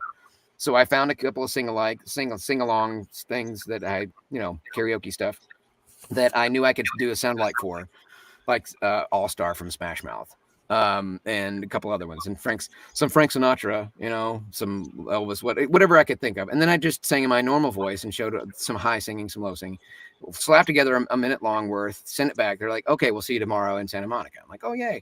And then I got down there and I found that I'm not just singing, I'm singing for someone. And he has a very high voice, and his singing range was just right outside of my natural and my falsetto and natural abilities. And it was just too difficult. And the director ended up singing it for me. It was right in front of like one of my biggest heroes in the business. I felt embarrassed. I was sitting on the couch like the little kid who got in trouble and they're waiting for the principal to come talk to him. And they paid me anyway, but they didn't bring me back. And you have to be prepared for anything. And that's so hard to explain that to people, especially some people get in their heads that, because I did it's like when you say, oh, I took MMA when I was 5, but I haven't done it in 15 years. I'm fine. I can fight. No, you can't. You have to practice this every single day till it becomes muscle memory. It's something you have to dedicate a chunk of your time to every day. And if I didn't go back to your question about being a manager, my manager would have dropped me if I didn't continuously try to get better. And I'm guilty of doing some of the same things that I recommend to you guys. Like I'm guilty of not practicing accents. Sometimes my Cockney will slip into Australian, and sometimes my New Zealand will slip into Australian. And those are they're very, very close, but they're also very distinct. And there's such slight variables in that you don't want them to slip around, because then it's like, oh, he's all over the place. So you have to be completely prepared for any possible scenario. That includes improv classes. That includes creating character voices. That includes accents. That includes singing. It's every freaking thing you can do. Be as good at it as you possibly can be. And don't stop trying to get better at it. Keep practicing. Keep finding things that'll help you improve. How many hours a day do you work at it? Not enough as I should, because I spend at least 2 hours in the morning auditioning. I will spend some time watching television, just seeing what's getting hired. Believe it or not, cartoons and anime, that's homework, guys. I mean, you're not getting paid for it, but you're doing research. So you're allowed to watch those things because you're finding out what's going on. You're finding out how good they are, what kind of voices that they're hiring. You find out who's working on them. You find out who the casting directors are, who the casting company, whatever is, who the dubbing, whatever it is. You find out the information. You may be able to Google it, but sometimes that information is not listed. So the best part is just to get in there and just watch it and listen to it. You spend a big chunk of your time networking. I spend a big chunk of my time creating social media, because not only do you have to get hired through winning an audition, a lot of my jobs have come direct because they saw something I did on Instagram or on TikTok. Because they're like, oh wow, we saw you do this thing. You're really great at this and this and this. We have a thing that we'd like you to do. And so you have to be constantly doing all these things and juggling it and doing engagement, doing live streams, doing anything you can. Like I said, you're not going to a 9 to 5. You don't punch a clock and you clock out and you get paid every week. It does not work that way. In fact, a lot of the times, I've got jobs I've been waiting for months and months and months. I've talked to a friend of mine recently that has been waiting 2 or 3 years to get paid from a very big studio that you would instantly recognize. And I guarantee is in the pop somewhere behind you in this frame right now. Yep, there's one right there. That company owes my friend like money from 3 years ago, and a big job, a big film. And it's like, wow, you'd think they have the money and they'd be on top of this. They're just not paying it. So it's like when you go to Walmart and you buy something at the store, like, here, I would like this product, please.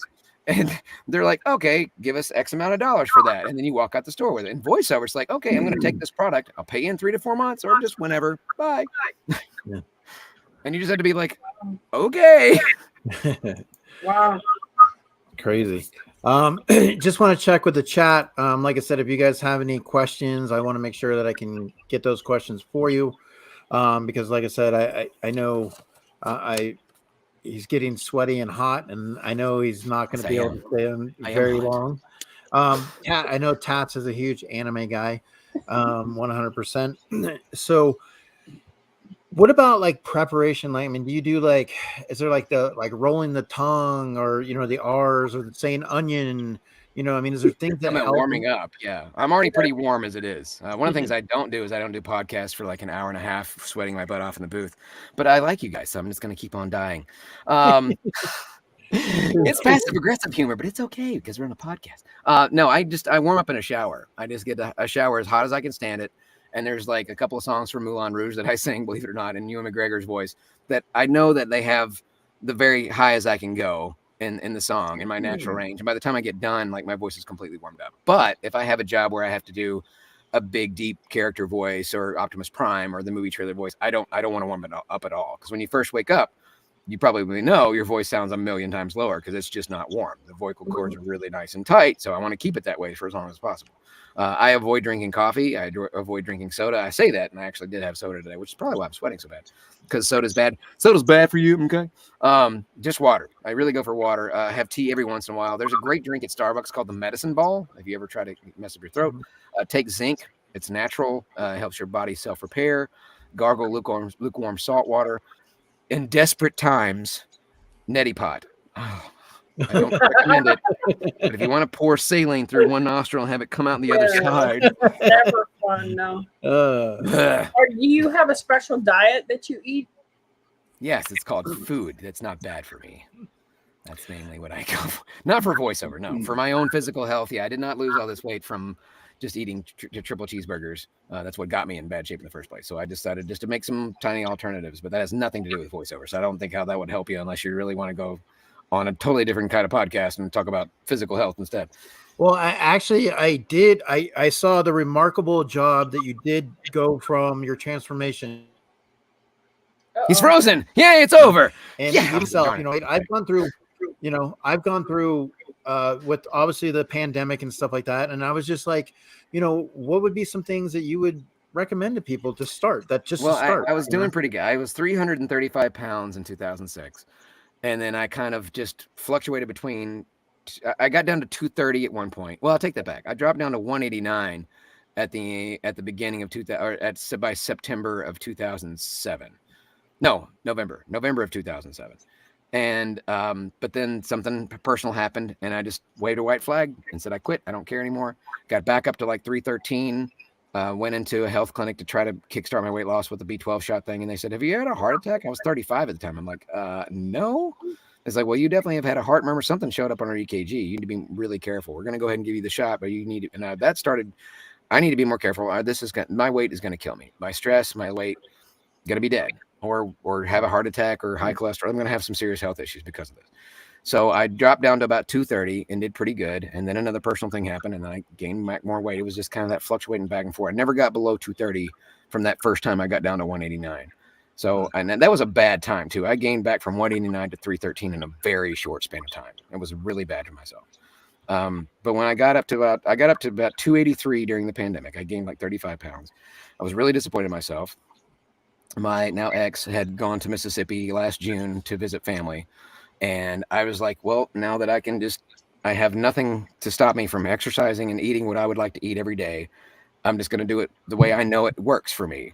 So I stuck to things like Brussels sprouts, cabbage, not a lot of heavy broccoli or carrots because those have high carbs, but I cut out things like potatoes, English peas, corn, starchy vegetables. No, green, healthy vegetable, cauliflower. Good. So I substituted real bread for cauliflower bread or low carb, no carb wraps. Same thing with anything dairy. Like I started changing out my milk and my cheese with dairy substitutes. Same thing with, I knew red meat and pork were just bad. They're just bad. Okay. So I just started having like protein substitutes with Impossible Meat or Beyond Meat, whatever, or just not having it at all. Nothing fried. I'd have grilled chicken or fish at some point, but never fried. Every once in a while. I gave myself 2 cheat meals a week, free floating, so I could use them whenever. And then I just started consistently going to exercise. For me, it started with walking. Then I got up to kind of a light walk / jog. And I started hiking, but I did as best I could because I had a lot of weight on me. I was 283. So I hiked until I lost about 30 pounds at first, especially from just stopping the diet soda. No more diet soda, just water. And that first month, 30 pounds fell off. And then the next month, I'm like, I'm going to add a 20-pound weight vest onto the hikes. Continue doing the same diet, Lots and lots of water. Half your body weight in ounces of water per day. So if you weigh 100, you drink 50 ounces of water. So started doing that, which means I had to drink a lot more water back then because I was a lot bigger. And the consistency of doing that, and I graduated from a 20-pound weight vest to a 40-pound weight vest. And then once I lost a whole lot of weight, see, look at that. You got the pick, pop, and love going, because I started doing like actual weights, free weights, bench press, whatever I could start to do. Been slacking a little lately because of mental health issues, but I have gotten down to a point where I'm actually at a healthy weight. I was literally off the charts at one point. Like literally there's the BMI chart, there's the danger zone, and I was past the card where the danger zone was. I was way offline. So now I've just got a lot of loose skin in some areas. I need to tone. A new friend of mine is like, dude, you need to get in the sauna. Just the sauna will shed all that excess salt and a lot of that, and it'll help tighten that skin up. I didn't know that. I'd never heard that before. So that's that's on my list. Wow. But yeah, you're pretty caught up. So like from June till January, I lost 100 pounds. But for my heaviest, I've lost 150 total. Wow. Wow. Congratulations. Yeah. Thank you. Yeah, I was gonna say you should pull up the picture of before and after like you did with the other Instagram stuff, just so people are like, no way, you didn't do that. Blah, blah, blah. Yeah, let me find that real quick. But because like, I have a neck now. I can see my face. I don't just have just a giant. I looked so much like Kingpin before, it was scary. Actually, that was the only cosplay I could possibly pull off because everything else was like, oh, you're fat so and so. I had to tack fat onto it. Now they just tack bald onto it. I'm like, there's hair. It's not a lot of it, but there's some hair there. It's not bald. It's thinning. It's thinning. Yeah, about 4 years ago, I had lost 70, and then COVID, I put 50 of it back on. So it's still negative 20 though. Yeah. It's really about consistency. That's the only thing I can tell you. It's not a crazy diet. I dropped the thing. I just we all know what we should and shouldn't have. Let's just be honest with ourselves. We all know what we should not and should not have. We just constantly choose. Like, oh, I'll start tomorrow, or this is just one time, or I'm just going to do it for breakfast, but I'm going to do better later. And then we just keep on doing it. We keep having fatty, empty calorie snacks, chips, French fries. You're only supposed to have 15 fries at a time. Then you'll be fine. They give you a box with 300 fries in them. You don't want to waste the food. Well, and I'm Southern, and everything here is fried. So I'm in Louisiana. I was from Southern. I was from Memphis. I totally get it. Yeah. So yeah, it just takes consistency and like, you know what? I don't love the bone broth soup. Big one for me. Taking bone broth soup and throwing in, this was kind of like one of my concoctions. I would take vegetable noodles. It was vegan mac and cheese or vegan pasta of some kind. Throw it in a thing of bone broth soup and add some like fake protein to it or Brussels sprouts to it, because it was all about eating food that won't stick around. It just goes through your system. It helps clean out what's already there, and it helps your body like, oh, we don't have time to like hang on to these calories and the fat. There's not enough fat and sugar in here for us to like store anything. So just whoosh. And then when you do that consistent activity every day, like 1 to 3 hours a day, that's the max you have to do. And don't pick something that you know you can do. Don't try to do some hard workout, because that's what people do. People try, okay, I'm going to exercise. I'm going to go do this. And they go to a gym or they get a trainer and they work them really hard. And after 2 weeks, they're exhausted. And they're just like, I can't do this anymore. I quit. Yeah. Just walk, just hike, something you know you can do, because I had the stamina and determination. Just like it's more about endurance. So it's like, yeah, I can freaking walk. And I just I go with somebody else to talk to, or I put in earphones, something to listen to. So I don't even realize how long I've been doing it. And then you realize after a couple of weeks, like, wow, I remember this being really hard. And now it's easy. It's like, I have to add more weight, or I can run uphill now instead of just walking. I can jog or whatever. You'll find yourself slowly getting better. And this is the weirdest one. This one may not work for everybody, but buying clothes that are a little too small for me. That was a huge motivation for me. And I know this is funny, but I go back to Ryan Reynolds. Ryan Reynolds made the movie Free Guy. And I was in love with this movie from the minute I saw the trailer. I was like, this is going to be a huge film. It looks like a lot of fun. It's not a brand new idea, but they did it in a way where it just felt like a brand new idea. And they had the outfit on display at JCPenney's, which was shot because I'd been looking for the actual, because I get very OCD about the outfit being accurate. And they had this Ryan Reynolds looking model with a light blue short sleeve shirt and tan pants. I'm like, they're just ripping off Free Guy right now for their advertisements. But then I looked really closely at the pocket, and it was the same, because I had gone to the El Capitan Theater on Hollywood Boulevard, where they were exclusively showing Free Guy, and they had the outfits from this film in the cases. So I got a lot of detailed pictures, and I pulled up my picture, like, that's the real shirt. That's the actual shirt from the film. So I went to get one, and the only sizes they had were extra small, 1X and 2X. And at the time, I was right around a large, a 2X and a 3X. So they did not have a 1X or a large for me to fit in. So I found, alternate shirts that didn't quite work, but I went ahead and ordered one online because they just didn't have the shirt I was looking for. And when I got it, I mean, I was fat guy in a little coat, Chris Farley fight. Like I could not even get the thing anywhere near, the buttons would not come. I couldn't even bend in it. Mm-hmm. I bought like compression t-shirt stuff to put underneath. It just wasn't going to happen. And I was like, I am going to get into that freaking shirt. And I just determined to get myself down to that size. And I promised myself also, because a lot of people are like, dude, you should do Deadpool. You should do Deadpool. You should do Deadpool. I'm like, A, expensive, B, I'm not going to be fat pool because that's what everybody would say. That's what it's. Comments are brutal. Most of them are kids who have no filter. Or they're just like, I don't like this because it's not me. And they got more views than I got. And I'm just going to be mean because I just have no life. And because mommy and daddy and bullies are mean to me. So whatever, but they're just cruel because they're cruel. But I'm not going to put a target on my back. So I promised myself once I got under 200 pounds, I would order the suit. As the suits all come from either Japan or China. And it takes a while, especially when there's giant wars going on. It takes a while to get the stuff shipped over. So I was like, I'll order this at 200. By the time it gets here, it'll be another month and maybe I'll be down to like 190, whatever. And I ordered a medium from a Chinese online store. Yeah. I was shaking my head too. Like this is not, and it fit perfectly. Oh, it wow. fit so perfect. It was a little snug in the crotch, to be honest. But a lot of the loose skin pulled around my inner thighs, got the biscuit dough bottom. And then the waist area where it's just like, that's where most of it's not fat. It's just loose skin at this point. Mm-hmm. But with with a little bit of compression help, like it fit great. And I'm like, you know what? I think I can pull this off. And as I continued to lose weight, the better it started to fit. So that was a big motivation, was just buying something that was too small for me. And it was kind of sad at the same time because the one I mentioned earlier, Santana was like, those clothes are too big for you. I'm like, no, they're not. They're holy crap. I just didn't notice. I've been wearing huge frumpy clothes for so long. Mm-hmm. I didn't notice that I had giant MC Hammer pants on because and I'd wonder why I wasn't comfortable anymore. I just didn't put two and two together. So I went and downsized and I'm like, my clothes all fit now and I look a lot better and I feel better. We went out and did a photo shoot together. I think I posted a few of the pictures that we did at a place in Burbank. And then I lost more weight. And I realized that I'm wasting my money on new clothes because they're going to freaking fall off of me in 3 months if I keep going. So I just like, you know what? From now on, I'm going to Goodwill because at least then I'm not wasting a lot of money on clothes that are going to be too big for me later on. Yeah. Well, let me go ahead. You can buy the John Bailey collection. You can buy it over at Goodwill. All right, so yeah, there I am. That middle one right there. No way. As you can see it better in the video if you want to play it, which is it's ridiculous. But yeah. That's how big I used to be, right? That's a professional shoot from Screen Junkies.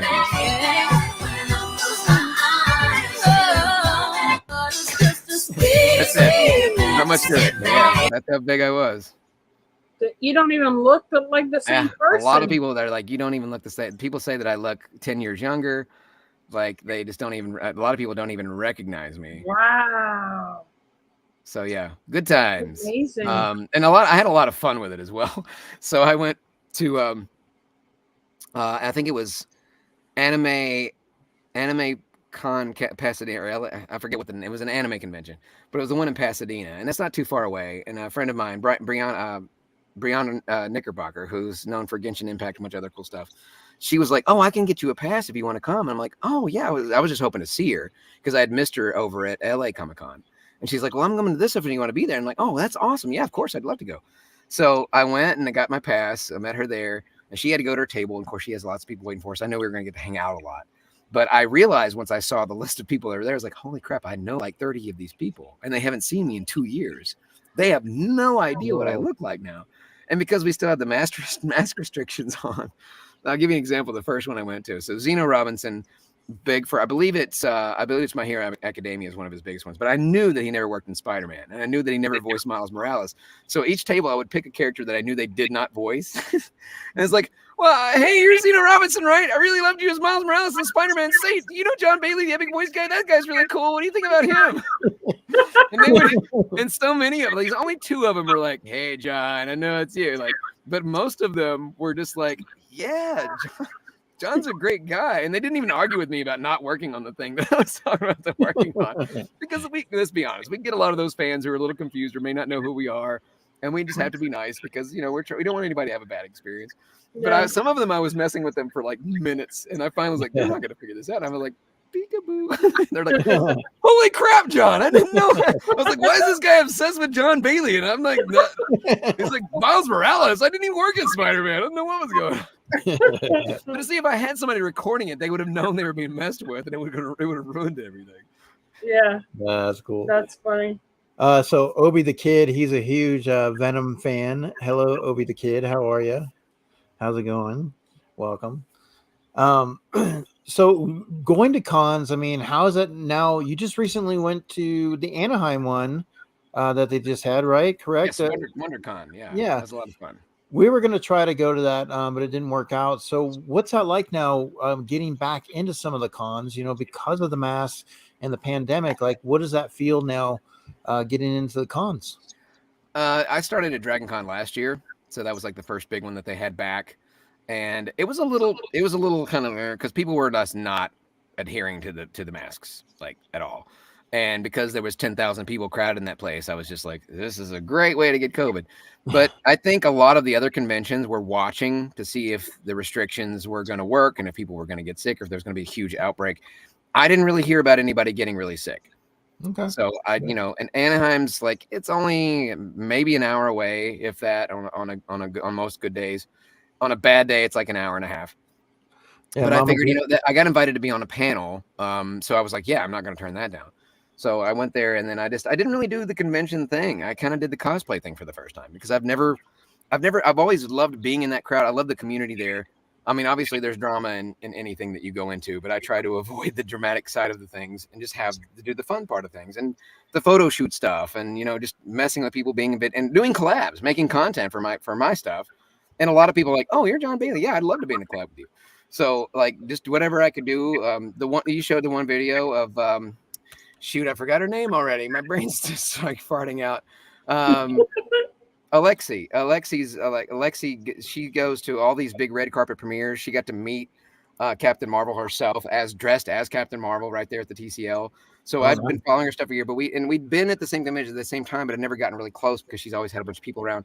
And she's like, oh, we're finally getting to me. I was like, well, you want to do a collab with me real quick? So that was her as Scarlet Witch with the whole, it's like lost my virginity in my mouth. And so like, we just, whatever I can come up with, we do a couple of pictures and I just try to get as much of that content while I'm there as I can, try to network a little bit, but I don't do the thing is when I go to as an attendee, I go, yeah, there she is. So this is Darth Lexi. There she is. Yeah, she's a huge cosplayer and just a wonderful person. I feel like I lost my virginity in my mouth. In my cup. And I don't think she was ready for that line, but it was from the movie. So everybody knows. Oh, crap. I've got 4 messages. That's Santana Maynard, in case everybody wants to know. So, yeah, a lot of these collabs, there's like whatever I could throw together. There's a collab with DGDX, stop motion animator. He's worked for Hasbro Pulse. Anything I can do to get my content out there and get more eyes on it. And so, like I said, you're the guy in the corner trying to sell, voice monkey, trying to sell your voice off to folks. So you just do whatever you can do. And, Kingsman sent me the awesome tie and the clip, the ring, all that stuff. So I couldn't not just dress up as a Kingsman. And of course, J. Jonah Jameson is another one. A lot of people like the JJ voice. So just a little bit of everything. That's Liz Wonder. She's huge for doing Wonder Woman and a ton of other great characters. So yeah, there's just a lot of content to be made at conventions and I've never really done that side of things. I'd always just done being the guest, sitting behind the table, or I was just there to buy stuff in the convention and go to the voice actor panels. But now I've seen them all. I've seen all the voice acting panels, and I know all the people that are in them. So I'm just like, I'm gonna go and do content and have some fun. Dress up as a Ghostbuster or go dress up as Tom Hardy. I finally caved in and by the whole "you look like Tom Hardy" thing, and finally did Tom Hardy. Wow. So and I've got that stuff at Goodwill for like next to nothing. You'd be surprised how cheap you can go. So yeah, I still have that jacket, by the way. And when I was doing the one of my biggest videos, you can scroll down a little bit further. Okay. There's one that had 23.5 million views, guys. It still blows my mind. Keep going a little bit more. Back. So the one right here of Deadpool and Spider-Man together, I believe that's the one. Nope, that's not it. It's 23.1. This is one of the ones we did. Okay. Yeah, so that we did. That's Jay Jordan, who's a Tom Holland lookalike. Spider-Man, where are you going, you menace? Get back here, Spider-Man. I will not rest till I see you behind bars. All right. So I played each character, and he said, "Hey, we're gonna be at Universal Studios. Let's make something." And I was like, "Give me an hour." So I whipped up a Deadpool, because I didn't even have the full suit yet. I whipped up a Deadpool, kind of like It's almost like a Moon Knight Deadpool. So I did Deadpool, I did JJ, and I already had the exact outfit that he wore in the film in my closet. And then Green Goblin, I just went and got him. I knew they had a Master Chief outfit at this little cheap party store place that's in Northridge. And it's like, if I could find me a purple hoodie of some kind and just cut off the top of it, that's good enough. You know, it's content. We don't have to spend tons of money on it. It just has to be entertaining. It has to be quick, and people will like it. And it ends up being huge. Sorry. That's just Cole's wanting to know if I can send a Hi. My suit. Thanks. Did you make it yourself? Looks so comfortable. It's a bit itchy. In the crotch? Yeah, I took the crotch. I did that. Yeah. Oh, is it the same? Okay, it's the same. I just keep, so I pieced these together. I also posted them separately. Okay. You have to fast forward now because you've already seen this part. So, you're Spider-Man, huh? Yeah. Big fan. Thanks. Think I could, get an autograph for the kids. I love a pen. I have kids. I love you. There it is, that part right there. Let me into the Spider-Verse. Let me be in your voicemail. That one clip by itself, the end of that part, got 23.5 million views. And we literally just whipped all this stuff up off the top of our heads. We just put it out there, and whatever happens, happens. And it did really great. So, you know, I just try to think of funny ideas and mash things together. And, you know, what you never know. Something might go viral and something might not. But, you know, you always just throw whatever you come up with out there. And it's just another way. As every action figure collector knows, this one the best part earlier. is opening the package. So yeah, it's just all about concepts. Open it. Come on. Sometimes ideas will come to me while I'm watching a film, or while I'm watching a TV show, or somebody will say something, and it'll trigger something in my head that's like, oh, that'd be a good. And there's my profile picture. Do you ever have like a dream or wake up and say, "Ooh, yep," and then you got to write it down? My worst thing that I do is I come up with a great idea and then I forget to write it down or call whoever and say, hey, this happened or that happened. Rest in peace, Betty White. You know, it's scary how much she looks like my mom when my mom was much, much younger. Oh, wow.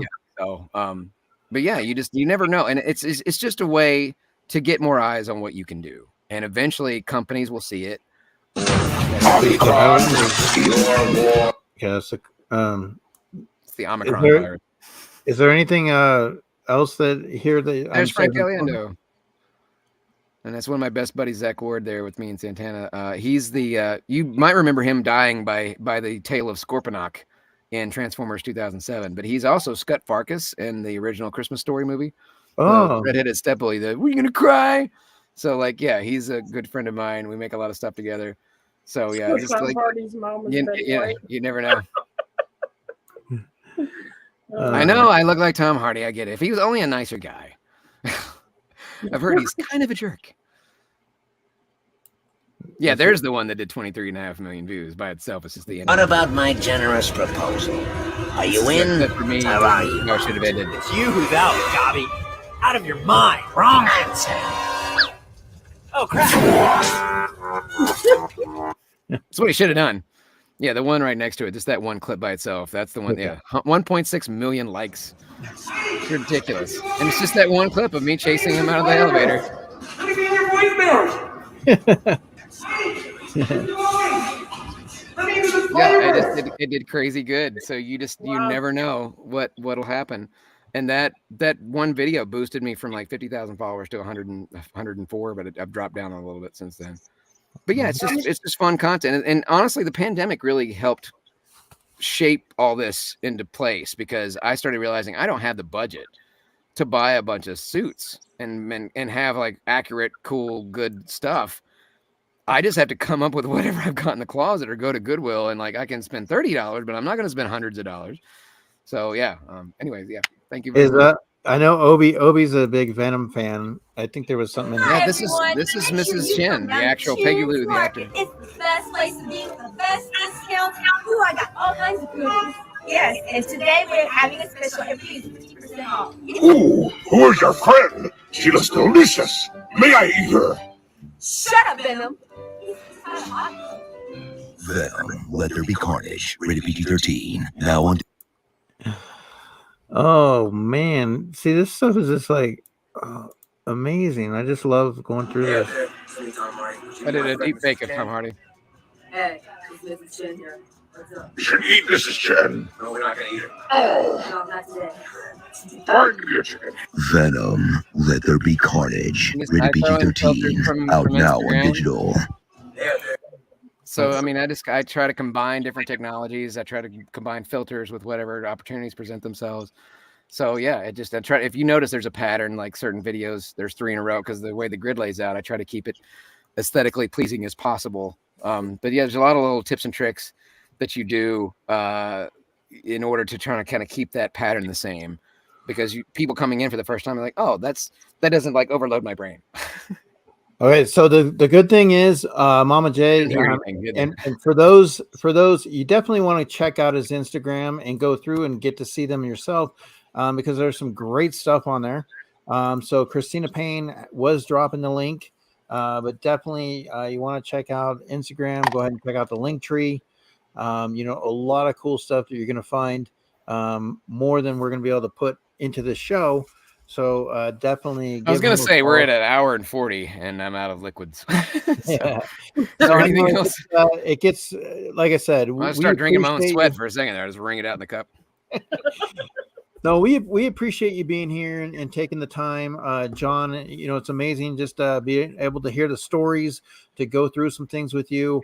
That's what we love doing this show, because we get to bring on people that we haven't had a chance to meet, and you find some really cool people through this pandemic, just like everybody in the community. We've all been really close in the community, and so it gives us an opportunity to just kind of meet some new people. So we really appreciate you taking the time. If there's anybody in the chat that has a question for John, before we go and let him cool off a little bit, you can go ahead and throw that again. But Christina Payne, John, with you again. You're not related to Max Payne, are you? A lot of people won't remember Max Payne. Max Payne, was that the video game? Yeah. Yes. Oh, that's right. Well, Max Payne, you guys. I have pain. Sassy, do you have anything else, Sassy? No, I'm doing his pain. I think we should just call it. Hey, you guys have these nice, cool rooms. I'm sunburned in a hot box. Well, once again, we appreciate it. And guys, hey, give them a follow, say hi, let them know, you checked them out, and give them some support. And we hopefully down the road, you get an opportunity to get into the video game industry. I'm already done tons of games. Well, the way I mentioned that before, maybe the main character though. Oh, right. Yes. So we're hoping for that, and definitely looking forward to following you and having an opportunity maybe somewhere down the road to catch up with you again and see what's going on. I've got a lot of stuff coming out this month that about 2 or 3 weeks I should be able to talk about some new stuff. So the next time I come on, I'll definitely have cooler things to say. All right. Oh, so that means you'll come on again? I mean, if I don't have to sweat out for an hour and 45 minutes in a box again, because I feel like I don't have to. I've answered the hour and a half's worth of questions, so there shouldn't be as many questions next time. So I get out here a little quicker. Yeah, no, we just don't die. But one more time, guys, he does a great job. He does an epic job. There you go. He does a great John Bailey. Like, that is one of my best voices, is John Bailey. So definitely check him out. And where can people follow you? You said with the podcast, give them more information. That it's not that hard. Just add Epic Voice Guy on all the major platforms. Okay. So you can drop it in the chat if you want to. That's pretty much my brand across the whole board. I mainly focus on Instagram and TikTok, but I'm also on a new streaming service where I do exclusive stuff over on Pococha. That's POCOCHA. You can find the link to it in the link under my profiles on TikTok and on Instagram. The very first one that says live stream. Joining that, so you can actually interact with me there, ask me questions about the business, I actually do some practice auditions for people, show people how to audition. I talk about the industry, talk about a lot of stuff we talked about today, little mini coaching sessions, do a little real talk at night, just talk about mental health. We talk about pop culture, whatever. And I still do YouTube, just not as much as I used to, because YouTube has gotten very anti-creator lately. It's kind of leaned towards big actors and studios, and I get looked over. So, but I still have a lot of jobs on there. I still do voices for How It Should Have Ended. I still do voices for Annoying Orange. I still do voices for Honest Trailers. So there's a lot of my voices are still on the internet on YouTube, but you can find those in my playlists on YouTube. And I also tweet like an old person, but that's because all the big actors are there, and I've had conversations with James Gunn and Dwayne Johnson and Ryan Reynolds on there before. So I still think it's a valuable social media tool. I have not done the Facebook in a long, long time, but I've tried to get back on just because I feel like they're playing some of the videos that I did over there, and I'm getting nothing out of it. So I'm like, maybe I should join Meta and just, I don't know. We'll see. But yeah, it's I'm pretty much on all the things. I have a Twitch account. I actually do have an OnlyFans account that I started as a joke, and I never did anything with it. But who knows? I was somebody brought up the question, like, wouldn't that affect your career? I just don't know. My idea was I had it at Erotic Voice Guy, and I was gonna do. Instead of suiting down, I was going to suit up and read erotic fan fiction that people submitted for money. And, like characters like Winnie the Pooh, because I can ruin your childhood. Because who doesn't want to hear a character or celebrity saying things that they would never, ever hear them say? But you'd have to have it exclusive there, and you'd have to pay for it. I just never really pulled the trigger on it. But it's there. If I ever do it, I don't know. That's not usually it has a reputation. Have you ever done Eeyore? I mean, has Eeyore Are you kidding me? He's just emo Optimus Prime. Of course I've done Eeyore. Not that anybody cares anyway. All right.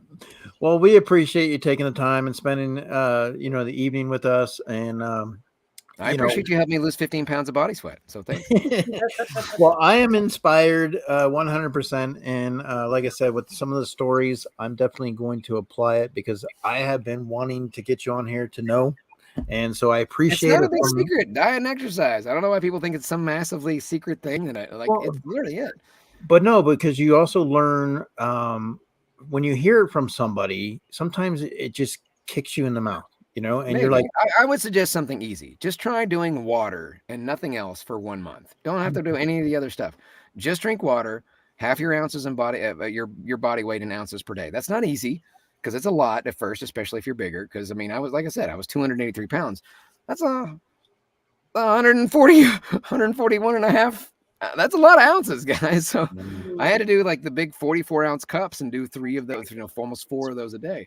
So you spread it out and just get used to that for one. I promise you'll see a huge difference just from dropping soda and alcohol and coffee in that first 30 days. And you're like, how did I not know this was this easy all along?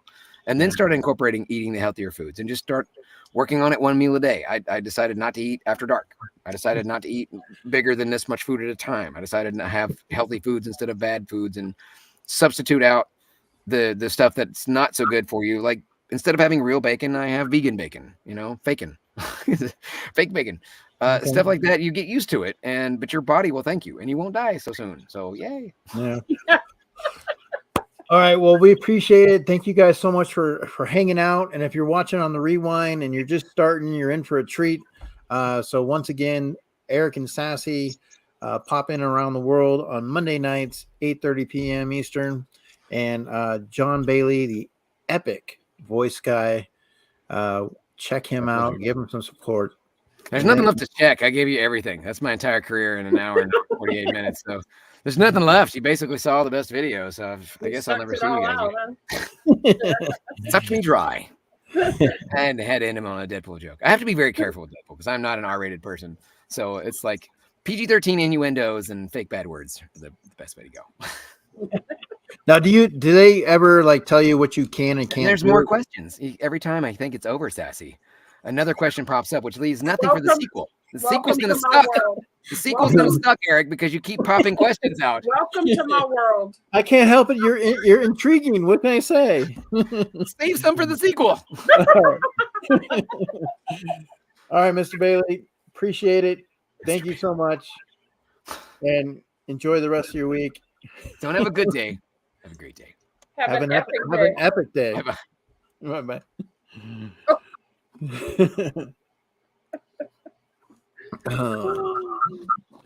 All right, that was a lot of fun.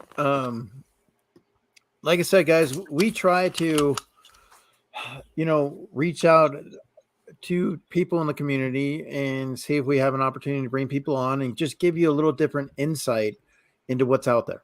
And obviously being a voiceover actor, that's something that's always intrigued me. And so I'm glad that John was able to take the time and be here today and just give us a little bit of insight. So, but yeah, a lot of fun. And so we got more down the road, right, Sass? More down the road. We have a show possibly coming up in this weekend. So we'll let you know if that comes into play. So stick tuned for that. That might be a Saturday. But definitely we got other things on the horizon. So you're starting to book up more? We get more guests coming in? We are booked until July. Okay. Yeah, July. And if you're interested, wanting to come and hang out with Sassy, the lovely Sassy, and myself, reach out to Sassy, and she might be able to squeeze you in, pencil you in, and or if you have somebody in mind, maybe you're saying, hey, this would be a great person to get on. Maybe you can reach out and get a hold of them, because I'll always go knocking on doors, because you never know when one might open. I mean, they may know somebody who can play the guitar, or who can sing, or who can draw very well, or whatever. If they think that they know someone that would be want to come on the show, then let us know. Yeah. But real quick, we're gonna come right back. We're almost done, but we're not done. Sassy's gonna take a little tour right now. She's gonna show you something. I don't know if you guys have noticed. There's something going on in the background there, Sass. So I'm gonna go real quick. I gotta go to the restroom. So more of my studio got done this weekend. What about drawing badly? So this is my feature wall, my accent wall, which is pretty much going to be my new backdrop for now. So we were this way, which is where I was, and now I am this way.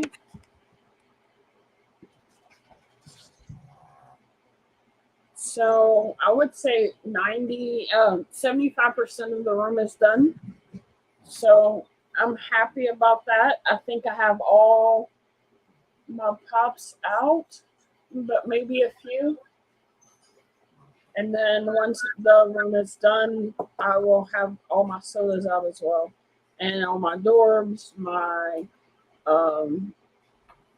vinyls, my pop keychains, pop pins, like the whole collection will be out and displayed. But this is my DC wall for now.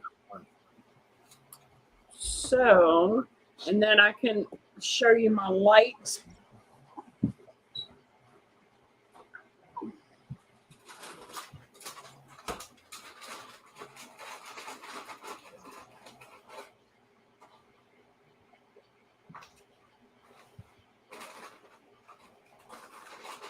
A light changes colors. It does, let's see.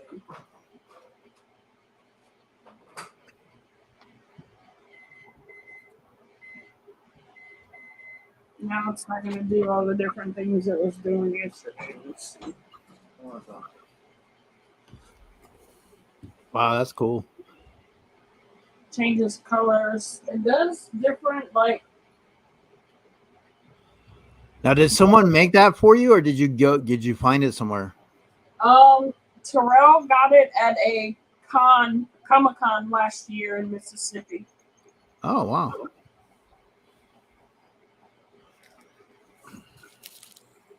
It does other stuff too, but for some reason I'm not getting it right now.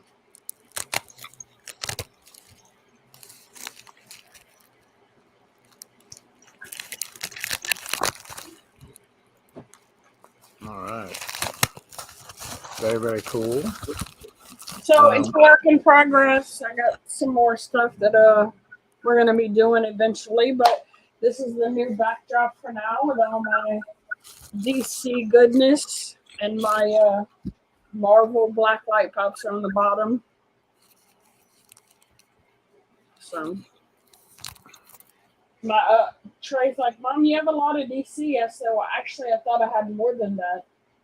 It seemed like I had more. I don't know if, my newest DC is one I got from Eric. I guess I can show it off. I didn't do the video is uploaded. I just haven't put it out yet. So this is the newest one that I got from a mystery box from Eric on Whatnot. And make sure you follow Eric on Whatnot. He does great auctions. So that is the deluxe limited exclusive Batman Beyond, the metallic one. And also check out Big Easy House of Pops. Will be doing an auction this Thursday. Yes. I appreciate it, Sharon. You have a great evening, my dear. Thank you so much. And Sassy Cajun does auctions as well. I usually try to do one every Saturday. So. And Rob likes to come in and get some stuff from time to time. I will say to Rob, he yesterday in the chat, he said that Cody, Popular Opinion, was having a huge, monster horror stuff. And I was like, darn you, Rob. I mean, I wouldn't have known, I wouldn't have gone, right? So I went over there and some of the stuff I already had. So I was like, okay, this is cool. I don't necessarily need to get this. But he was doing these 5 mystery boxes where they're Walking Dead, and they were all going to be like Grail type pops, And I had just recently gotten some Walking Dead stuff, so I was interested, and I actually did win one of the mystery boxes. So I pulled Michonne and her 2 pets, which I was really, really happy about. So I actually, Sassy, I think I felt lucky. I'm feeling a little lucky today. Well, let's go. Let's open that. Let me get me some water real quick. All right. All right. So we got lucky. So we shall see if we pull the chase. I got lucky, but it was only the common. So hopefully you get the chase. Now, somebody told me, okay, and I'm not something to do with the plastic. Like if the plastic's like none of that's true. None of that's true. All right. So if everyone likes the little change of scenery. Yeah, it's always good to change it up. And what about like if it's hard to open and stuff? Now that if it's hard, it's usually the chase. I've heard. Why do you think that is? I have no clue. All right. So are you gonna open the bag or are you gonna show the pog? What's you should open the bag. Okay, what's in the bag? What does he have that makes it the chase? Okay, show me the common and I can tell you, but I can't remember which way it goes. Show me the can. Okay, so the chase, he's holding the cereal, a bowl of cereal. Oh, bowl of cereal. I haven't really had much luck with sodas lately, so I did luck out on a soda break. I got the Master Chief chase. Oh wow, that's a cool chase. All right, and I haven't gotten a chase in a while. And once he's heavy though, but it's not the chase. But that's all right though. I mean, he's still good to have as a common in the chase. Oh yeah, they're magically delicious. I had to get it for sure to go with my cereal. Oh, well, I was hoping, but sometimes that's why sometimes it's better to go on Whatnot and do the soda breaks because sometimes you run a better chance at 1 out of 6 and you have get into from Entertainment Earth or something, it's still a cool soda though. So, and actually talking about sodas and whatnot, what I might be doing on one of my auctions is I have 2 cases to break open and that I got from I Want This Stuff. Great website. Check them out, guys. Great guys, Brian and Nick. I Want This Stuff. So I got 2 soda cases that I'm going to break open on Whatnot. Plus, I was thinking about doing a soda game where I was going to go through some of my sodas and decide, what I wanted to hang on to, what I wouldn't, right? Just because Eric says it's cool means I won't buy. Well, yeah, because that HR puffin stuff from Freddie Fungo is such a cool piece. 100%. I mean, HR puffin stuff all the way through. Such a cool piece. Well, here's a little sneak peek of my auction on Saturday. I met somebody through a Whatnot auction. Turns out he was from Louisiana and only like 2.5 hours away. So we went to visit his shop on Saturday because he's planning on, like helping me out, like giving me deals at like his cost and stuff. So we went to go visit to meet up for the first time. And while we were there, I ended up walking away myself with a diamond Elvira, and then he gave Terrell a Venom figurine, like giving, because Terrell's like, oh, I'm gonna get this next time I come in, just save it off aside for me. And he's like, no, take it.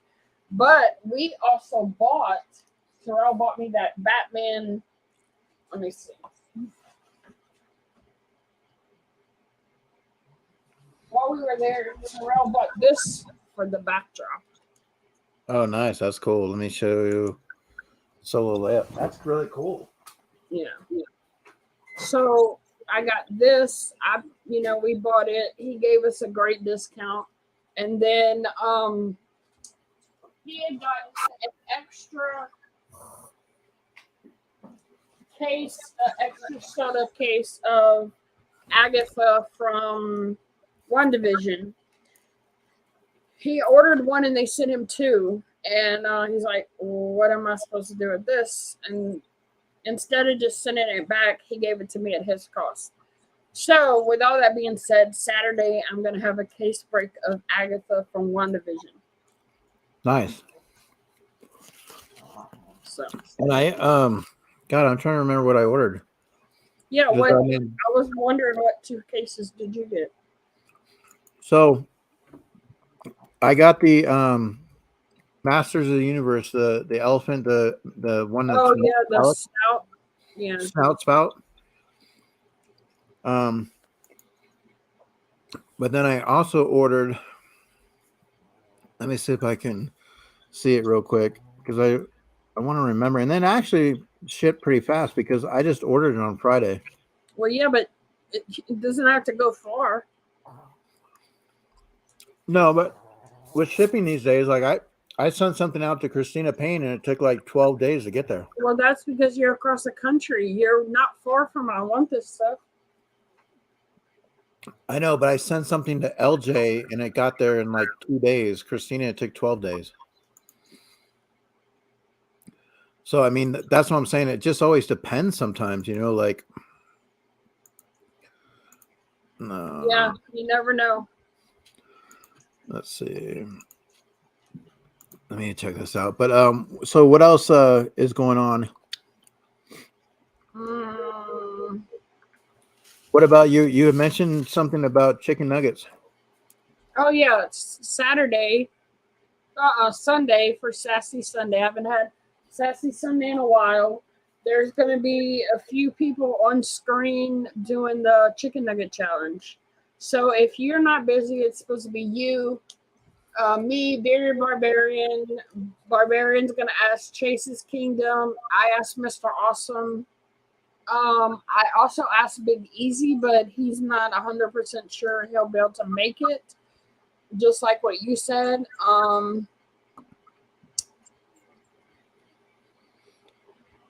And I have a few more spots if anybody else wants to come on and eat. Now, last time, because we did that before, right? We did something similar. Was that, or did we do the nugget thing before? I can't remember. We did do nuggets before, but we did it on a timer. This time, I just want to see how many we can eat at one, like in one sitting. I don't want to have a timer because to me, it put too much pressure on me, and I wasn't able to eat as many as I know I could because it was on a timer. I just want to be able to see how many we can eat. And we did the cheeseburger challenge too once. And also that was the cheeseburger challenge. And I know Nick won the chicken nuggets, didn't he? I think so. So the other case of soda that I ordered that I'm going to be breaking open is the RoboCop. Oh, awesome. Yeah. So RoboCop and Snout Spout. I'll ever buy open commons, but I got a sealed one coming soon. Yes, I usually only buy open commons as well. Every once in a while, I'll do a case break if I catch it for a good price. But I used to go after chases all the time, and more often than not, I prefer the common over the chase. And I wait till the hype goes down a little bit, and then you can get them on Macari for cheap. So that's how I buy my sodas most of the time. What I like about Macari too is because I bought a couple things off of there and I can make payments. So just like I have them take it out like every 2 weeks or whatever. Yeah. Yep. So I finally got my Scooby-Doo set in. The OG Scooby-Doo pops. Where? I got them from Awesome Box with T-Roy. So what do you think about the Scooby-Doo cooler? I like it. I can't wait. Do you I think? just hope I have the money at the time. Do you agree on the selection of choices? Yes. No, except for that white thing. Captain Cutler. Well, no, it looks like yeah. I don't know. What about you guys in the chat? You know, with the Scooby-Doo, what were your favorite villains? What do you think they should have went with for the sodas? Are you okay with what they went with, or do you think they should have subtracted and added? Do you have a picture you can bring up that we can look at? Yeah, let me pull one up.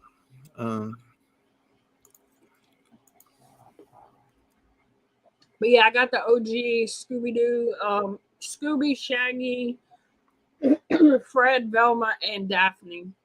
So that was awesome. T-Roy had bought a bunch. I think he bought a lot from someone, and he showed them off on his channel and said, "Hey, if anybody's interested, hit me up." So immediately I contacted him and told him I wanted the Scooby-Doo Pops, and he gave me a great deal, including shipping. I couldn't pass it up. So, okay, but here's the thing, Sassy. You know, is it going to be Batman? Is it going to be Back to the Future? Scooby-Doo? Like, I mean, come on, you got to give me an idea here. You're like all over the place. Add icons. It's all of the above.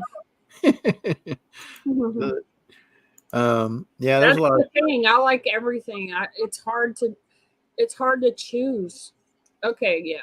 See, I don't know. I don't remember that white thing that much. Yeah, the snow ghost. I don't remember the clown very much. Me either, but it's more iconic than maybe. But I mean, okay, so what about the witch doctor? Right, the creeper I get. Okay, absolutely, the creeper I get. Scooby-Doo. Oh, she wants the 4 members a kiss. Yeah, they actually. I mean, well, you know, Mama J, you can almost make that set yourself because. Well, yeah, they have the 2 of the kiss sodas already, don't they? Yeah, I just don't remember the clown very much. I do remember the white yeti. I remember the creeper. The phantom ghost a little bit, but not as much. But I mean, what about Captain Cutler? Like, what about, you know? So I mean, what about the werewolf? But then there's already the werewolf soda. Well, and that's the thing I think they were looking at is what maybe might be coming out separately. Yeah. And they didn't want to plug that in because maybe some of the other villains, maybe they are going to do a Captain Cutler soda, you know? Yeah, maybe. I like the bag. The bag kind of looks like a retro color, and you know it's got Rut-Row on it.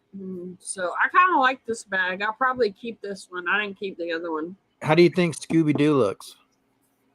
Scooby-Doo, I think looks good. I think Shaggy looks kind of weird. She doesn't remember that dog.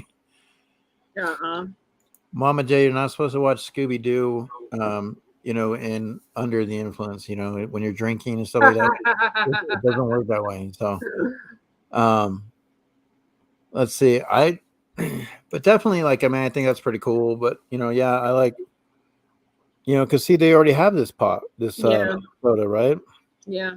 So, I don't know. So now is this going to be a trend, right? Okay, so you go Turtles, and now you go Scooby Doo. So I could see them probably doing a Star Wars one, right? Because they're already starting to do Star Wars sodas. What else could you see them doing? The Flintstones. Flintstones. Mm-hmm. So which 6 would you have? Would you have Fred and Barney, Wilma and Betty, right? I would say Fred and Barney, Bam Bam and Pebbles, and Dino and Ruh-roh Shaggy. That's it. I mean, I would have Dino, and then I'd have the Great Gazoo. Oh, the Great Gazoo. Mm-hmm. What the Jetsons? So Rob says Jetsons. Yeah, I was thinking that too, Rob. Because it's going to happen. I mean, they're testing the waters right now, and you bring up some icons with the Turtles and now Scooby-Doo, especially since they saw the success of the Scooby-Doo NFTs. So it's like, what else can we throw out there? I would love to see it, obviously a horror 6-pack. I mean, that'd be kind of cool too, Oh yeah, that would be cool with the Universal Monsters, right? Universal Monsters would be cool. Something around Halloween time, or will they do a 6-pack of Freddy Funkos? Like Freddy sodas, right? Yeah, that would be awesome. You got Batman. Big Easy says Batman. Let's see what else. You know what I think would be kind of cool? The McDonald's ones. Oh, McDonald's. Oh, and look, Mama J, it came today. Mama Yeah, J. I opened mine and already posted it on IG. Well, Big Easy, there's a bunch of different Batman ones already out. There's Batman, Robin, there's Wonder Woman, Batgirl, Superman. There's a bunch of DC and stuff already out, so I don't know. But you could still, just because they're out, you could still create them differently for the actual cooler. Yeah, you could. Different type of costumes. Oh, the Brady Bunch, that would be a cute one. I mean, I think Funko will probably go in that direction 100%. I think that they're gonna see a lot of people just like, yes, I mean, with the Boba Fett stuff. With the bad guys, yeah. Well, they have Joker, but Bane would be a great one for sure. There's like two different Joker sodas already, but Rugrats, that would be cute. What about some more cereal? Like, we don't have the Kellogg's, Tony the Tiger. Yeah, because they're great. We don't have like Sonny the Cuckoo. That would be a cool soda. The Trix Rabbit. The Trix Rabbit. They could flock him. That would be his chase. Yeah. They could do Yogi Bear. Yeah, that would be awesome. Different. So wait, isn't Yogi coming out? Well, but the thing is, you could do the Ranger. You could do Boo Boo. You could do the. So you add now that you could still create something different for that particular character, because you gotta, just because they come out with a soda and they have a chase doesn't mean they can't have a variant of it, Oh, the Gremlins, that would be a cute one. The Gizmo and a Stripe. Gremlins. Mama J wants music ones. Yeah. So you could, you've already seen with the Kiss, right? And Freddie Mercury. So yeah, I want to see Elvira as a soda. That'll probably happen. I'm sure they sat out and said, okay, if the sodas do really well, here's our list. Here's what we want to do. You have to kind of take the top selling pops and turn them into sodas. You know, Mm. you have to look at I mean, they're probably going to start hitting up more anime sodas, you know, for the anime fans, because they've actually lagged in those.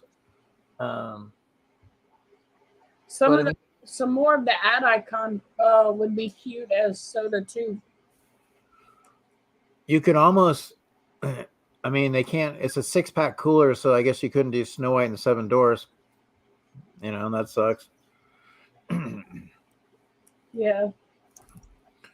But I mean, for you guys, what would you enjoy if Funko came to you and said, "Hey, give me an idea for these sodas. We're gonna put them in a cooler. You know, what else would you like to see? What's something? Well, the rights. I mean, but if you think about it, Funko's got money in their pockets. They've already had some of the pops to their rights, so technically they've already opened the door with those rights. The one that I was kind of wondering about, like, how come they haven't done the Pink Panther? They don't have a Pink Panther one. You know, they do all these icons like Breezely and, you know, all these Grape Ape and stuff like that. And, you know, why no Pink Panther? Oh yeah, Big Easy right there. That'd be awesome. I'd love to see, especially since the show's coming to an end. It'd be great to have a Walking Dead 6-pack, which you could obviously have Daryl, Carol, Rick, and then it would be debatable on the other ones that you're going to add in. But you would have to go with Carol, Rick, probably Carl. You know what would be good too? Looney Tunes sodas. Yeah, I mean that's the thing too. I mean Tasmanian Devil would be like, and don't tell me you can't put. I know a lot of times people say, well, they're too big or whatever, but you could make Tasmanian Devil the same size as this guy. Well, I mean, okay, they did Stay Puft. He's a big boy. They Yeah. did Sully. He's a big boy. Frankenberry. Yeah, I mean, they've done some big sodas. Yeah.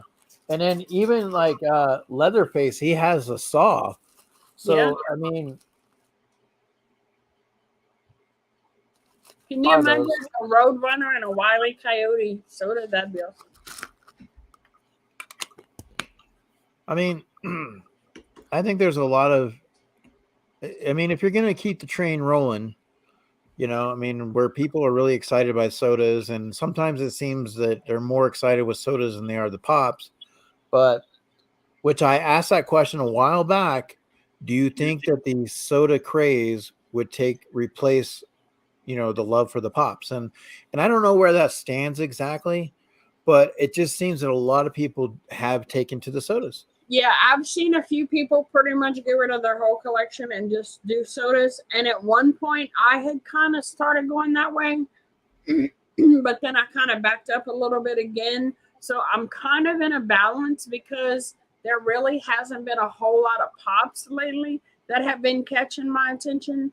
And so I kind of did halt on buying new stuff. I've been kind of catching up on unfinished sets and the older stuff.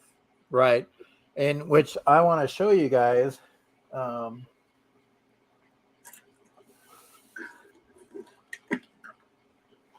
One of my latest pickups.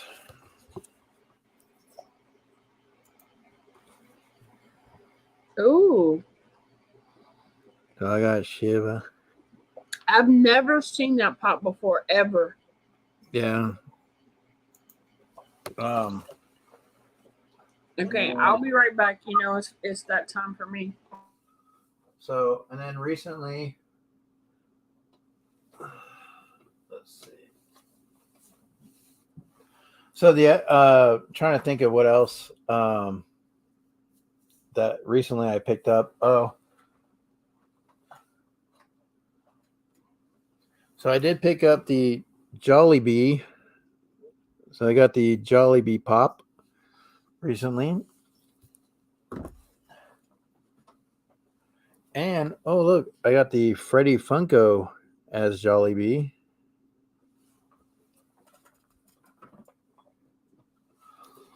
I got a Bruce Lee Pop.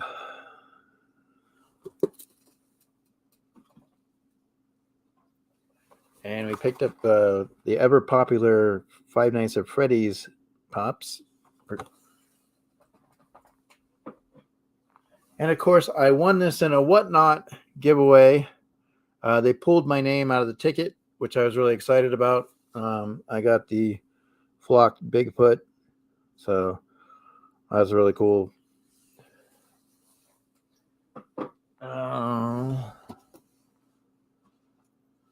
But I'm trying to think if there's anything else offhand. Well, here's the thing. I'm going to do this. So, all right. So if you can see, so I got the Well Walker, right? I got the Burning Walker. I got Penny, Bicycle Girl. So I got Michonne's Pet #1, and I got #2 coming on the way. Plus, I just won the 3-pack yesterday. So we got Shane, we got Merle Dixon.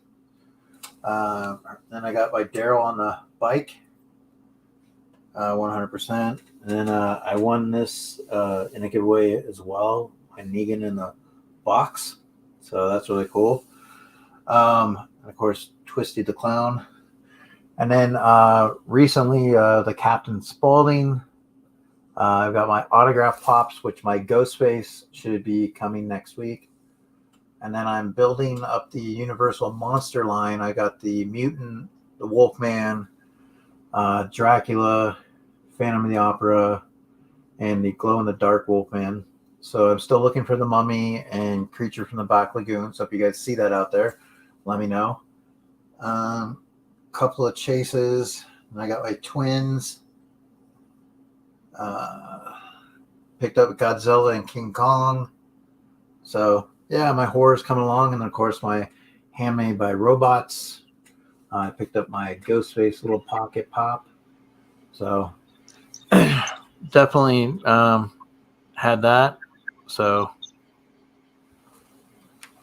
Where did you get the Ghostface pocket pop from?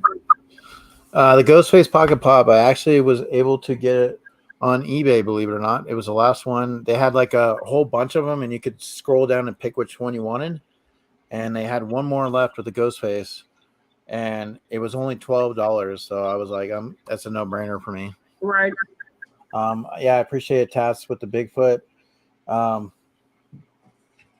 But yeah, I'm just looking forward to, I don't. Oh, also, Big Dog Dave's auction, right? I won a couple of things, and one of the things that I didn't realize was so big because it didn't look that big when he was doing the auction. First person wants to know what was above the Ghostface pocket. Oh, the Handmade by Robots, the Hannibal Lecter. Oh, the mini one. And I got Ash, Evil Dead. Did you take the mini out of the box to see how it looks? No, I didn't take the mini out. Oh. No, I haven't done that yet. How many handmaids do you have? So, I mean, I'm obviously wanting to do the horror ones. Like I took Annabelle out, right? So I took Annabelle. Mm-hmm. So I have the Ghostbuster one, with the Stay Puffed. And of course I have, a Ghostface out. So I got 1, 2, 3, and then I got 3 more Ghostface and a Pennywise. That's 7. And then I've got the Ralph and the bunny suit. That's 8. And Scooby-Doo and Stripe. So right now I got 10 of them. I have 10 in box. I have 2 out of box, and then I have 1 on the way. But I haven't got any of the minis yet. I got one. Yeah, I got one coming too. And then, but this came in from the auction. I was really kind of excited once I saw it. So I got the Universal Monsters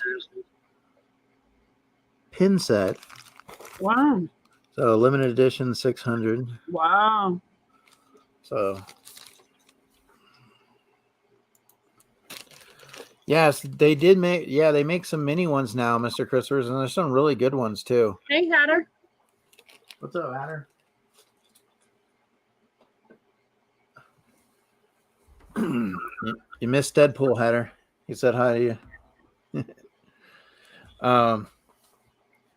Yeah, and the thing was too, I wanted him to do, if I was trying to like poke him, I wanted him to do a couple more, voices and stuff. But I get it too. Like, I mean, when you do something like that, I mean, he probably gets asked quite a bit, and it's like you get to that point where, look, yeah, I can do voices and stuff, but this is my rate or whatever, and you just, it's hard. Once people started asking him to do them, and he's like, this is not a request time. I can do that on the podcast or whatever.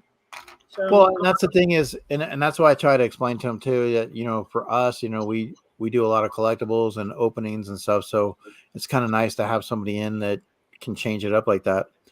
But Big Easy, thank you so much. Once again, guys, check out Big Easy. Follow his Instagram. He is going to be doing an auction, whatnot auction on Thursday. Oh, and I want to show you something real quick, Big Easy. And he might be eating nuggets. I don't know yet. I mean, he might still come on. He'll just be late. So Big Easy, I have your box still. I'm probably going to ship it out tomorrow because I'm almost done with it. Mondays are always tough with me because of the show. But look what I found for Big Easy. So they're the office like cups. Oh, that's cool. Yeah, there's like, I don't know, like 3 of them are in there.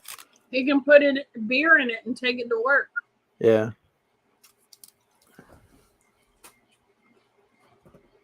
All right, Bestie, you have a good night. Sweet dreams.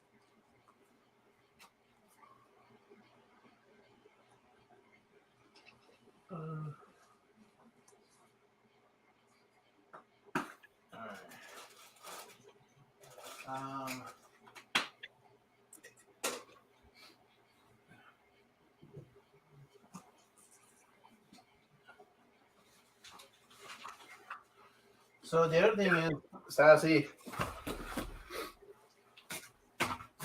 Okay, so this is kind of cool.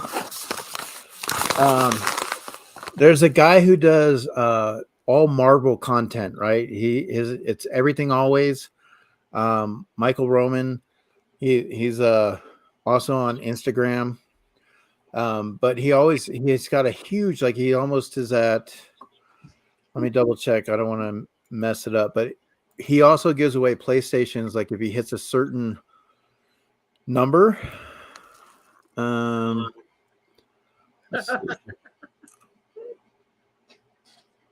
everything always. Let me go ahead real quick. Okay. So he's at 948,000 subscribers. And like I said, he does all Marvel content. And he does it every day. And so the thing is, I won on his Instagram like a comic book, right? He does like giveaways on his Instagram. He'll do them on his YouTube. And so I won a comic book, and it hadn't come yet. And I was kind of like curious, like, how long it takes. So I messaged him, and it came today. But the thing is I just won one comic, but look, this thing's bigger than one comic. So I'm interested to break into it. Should we break into it? Mm-hmm. Yeah. But yeah, you should check him out on YouTube. If you like Marvel content, you always want to find out what's going on with everything. He also was a musician before he got into the Marvel stuff. So that's one of his main passions. All right. So he didn't just send one comic book. He sent a bunch. And let me see if there's anything in here that I'm missing. All right. All right. So let me go ahead and do this, Sassy. All right. So the first one, You got a little death, Ooh. right? Got a little King Black action. Ooh, wow. All right, Dark Hawk. Hmm. Oh, look, this is a cool cover. Mm-hmm. Wow. Ooh, look at this. Oh man, this is pretty sweet. Oh, wow. Yeah, that's a cool cover right there. So it's a King Black series. Remember I asked you about King Black the other day, but I had never seen it before. Yeah. I want this stuff. Put one in one of my boxes that they ship to me. Well, so like this one's the first variant edition. This is the number 1 variant. That's nice. And then this one. Oh man, that's nice. I like Chris that. Spurs puts a smile on my face. Oh man, I like that one. But yeah, when I entered the contest, I thought that I was only winning that death metal book, right? Yeah. I'm gonna definitely reach out to him and give him kudos for that. Wow. Big old dinosaur. Yeah, and I already like know. I already know I'm gonna be putting this in Mama J's box. I have another comic book that she wants. I have to send her as well. Wait, what you doing with that Joker one? I don't know yet. That's nice. I like that one. Yeah, Mama J, you that one, right? You want that one, right, Mama J? And then this is cool because I like the claws, but hope you have a good night, Hatter. Oh, that's cool. All right, Hatter. Have a good one, my friend. Very cool. All right, so Mama J, yeah. I know Mama J has I got her one too with I think it was Guns N' Roses that I got to send her. Oh wow. Yeah. I put stuff in boxes, like believe it or not, I put stuff in boxes. Like I have a box for Caitlin to send. And so I'll start building boxes and then I get like distracted or like I move them. I'm like, where the hell did I put that box? Like I was looking for my pop protectors the other day and it turned out they were in a box that was on top of a box. And I was like, okay, so I'll do that. I'll start building stuff. So, and that's the thing is, if I'm going to send something or I tell you I'm going to send something, just kind of be patient because I will get it to you. I just sometimes, I'm slow. I mean, it just comes with it.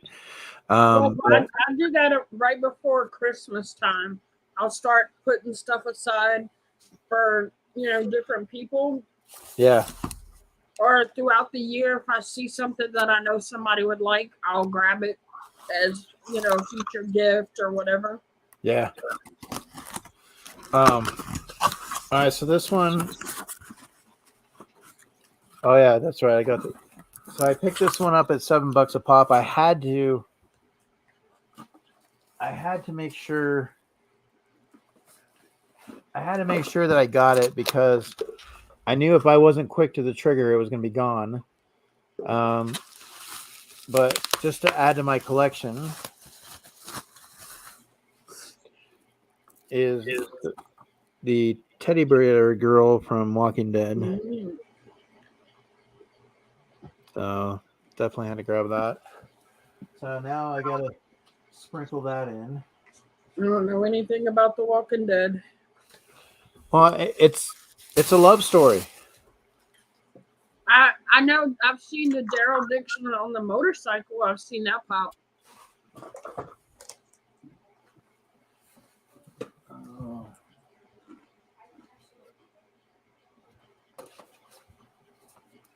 You have it?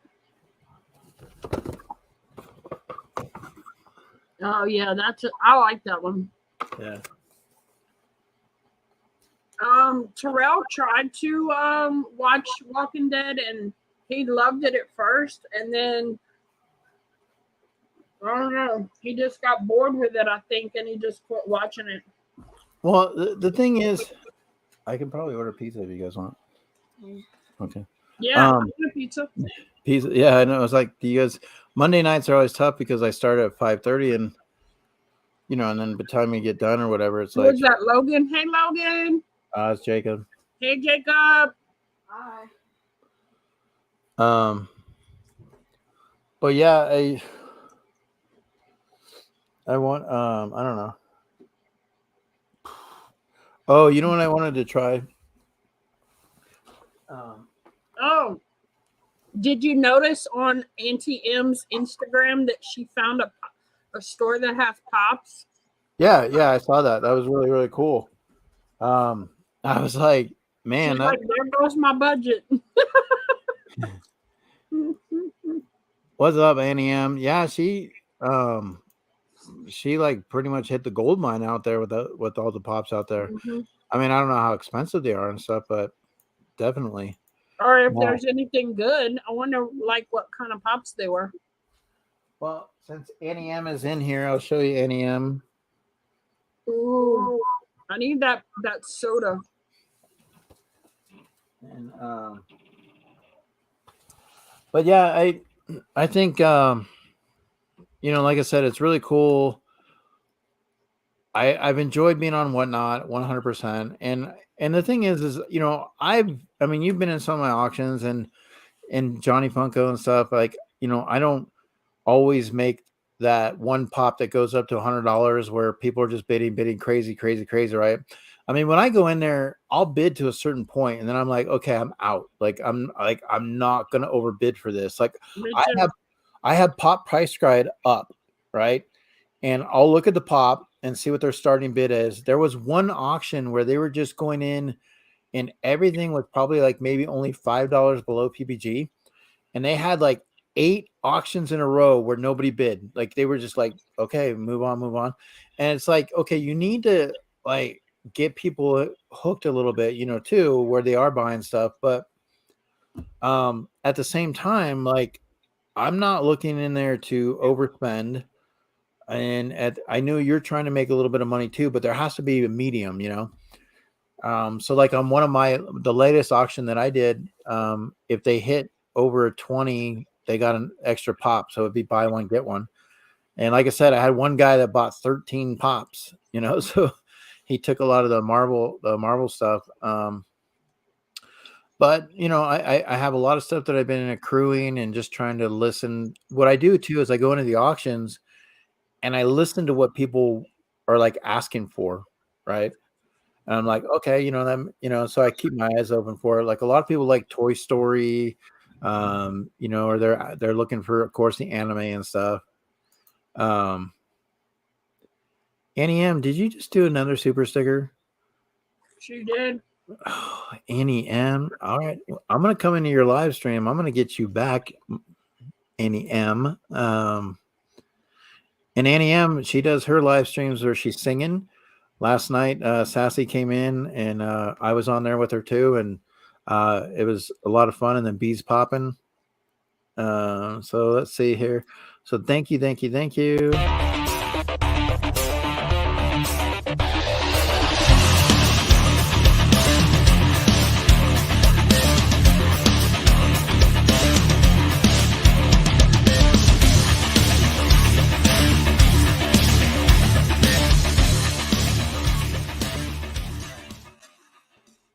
And Annie M, since you did it twice, I bet you weren't expecting this, Annie M.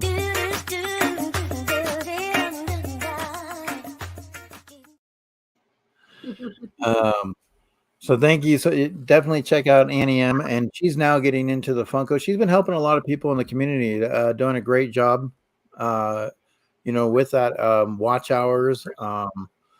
Like I seen she had like, I don't know, like so many devices on watching different channels and stuff. So I think that's just awesome. And so Sassy, you've got to be close. I mean, look, every day it changes. I keep dropping. Oh, it's so frustrating. Let's see what I got today. Well, there's one thing, Mr. Crispers, the Rob that I know is you always rob a smile from us, Mr. Crispers. because you always warm our hearts when you come in our stream. I'm at 39.32. 39.32. Yesterday I was at 39.39, and a while back I was at 39.60 something, and then it like I lose. It's so frustrating. I wonder if you check back in a day or two if it goes back up or something, because that just seems weird. I was at 39.39 yesterday. I don't know. Well, you're 39.39. I mean, where you are today is still a lot closer than say 2 weeks ago. So yeah, no, actually, one time I was closer, and then I lost like 100 hours in like a day or two. Okay, did you email them to say, hey, is there a reason why this is happening or what the deal is? No, because I was told that it's within 365 days. So whatever wasn't watched, when it starts over the next day. So once you hit 4K, it's easy to keep it up, but it's so like if I wasn't live this day last year, or a video didn't drop, or our video wasn't watched that day, then I lose time, if that makes sense. Yeah. All right. Well, you'll get there. I mean, we'll keep doing it. It's a rolling year, day by day. But you definitely will. It's a rolling year, day by day. Yeah. I understand it and how it works. It's just hard to explain it to someone else. I think I have one Hikari, or I did, but I gave it to BK. I got this for free on the mystery grail with my points. Oh wow. Yeah. And then maybe millions of robots don't know what I mean. Yeah, I'm not any of them. It's just frustrating when you're so close and then you look and you lost a lot of hours. It's just frustrating. And this is really cool too. I got this from that Puzzle Piece Squared auction. Oh yeah, that was cool. Yeah.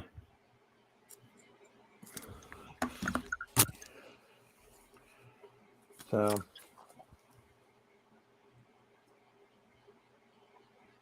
but yeah, I did check the tracking, and my Ghostface Pop, the sleeve and everything arrived, and so the guy said that the signing, I think it's sometime this week. So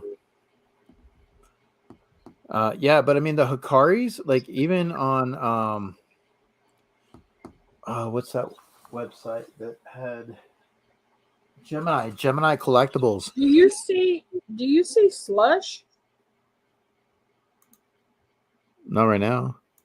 He's typing in there. Now this happened the other day to Down Under. When I was live, he was writing comments, but nobody could see him. So Slush just sent me a screenshot where he says hello, and then he says, "Is he just ignoring me? LOL. What WTF did I do?" And then he said, "Sassy, check Insta, Sassy and Eric. Can anyone see my comments?" No, I can't see them. So I'm wondering if somebody. No, he was here earlier, Crispers. No, I remember him being here earlier, but I mean, I wonder if somebody timed him, like did somebody time him out? Yeah, I don't know, but he's commenting, but we're not seeing him. And that happened the other day whenever I did my random live. Down Under was Aussie Pup and Paul was up on the panel with me, and he was messaging him, telling him stuff, saying that he's typing in the chat, but you couldn't even see him typing. Like nobody could see his comments. So weird. It was muted by someone during the interview. Does YouTube do it? I don't know. He made a comment about having the voice actor voiceover and having sex and someone muted him. Oh. The thing is obviously, I mean, we know Slush, He said, "Thank you, LOL. I've been commenting all night and just thought you were avoiding my silly comments." No. After we saw your first comments, because I laughed and we said him, and then all of a sudden I was like, "Oh well, I guess he left."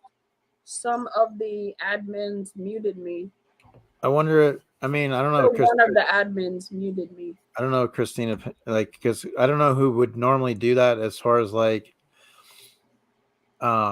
take, I don't know. It's like it could have been somebody that didn't know him, I don't know, but I mean, he wasn't saying anything out of the ordinary.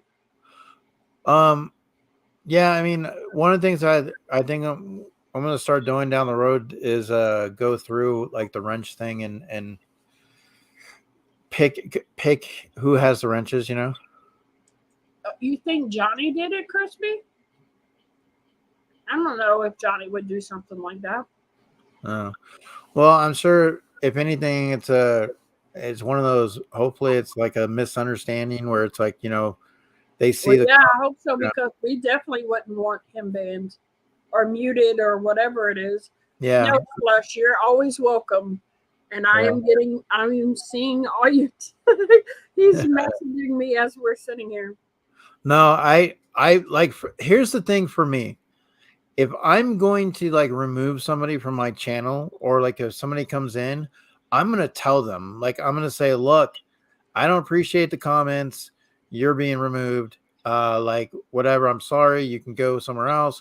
Like there's no room for that. Like, I mean, or like, I know Mr. Christopher makes his little comments, so we know him, so basically, like back in the day, it would be easy to say, okay, yeah, this person gets a wrench. This person gets a wrench. Like remember, like tie lock, it seemed like we all have wrenches and stuff. Yeah. But the other thing is too, is knowing who's in there to take care of stuff. Like if Christina Payne comes in, that she'll take care of if somebody tries to advertise something, that they'll come in and slam the chat with stuff like that.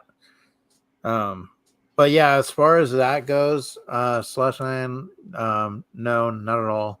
I'm trying to scroll back up to where his last comment that I saw, and see if I can click something, or because I'm a mod, of course. Let's see.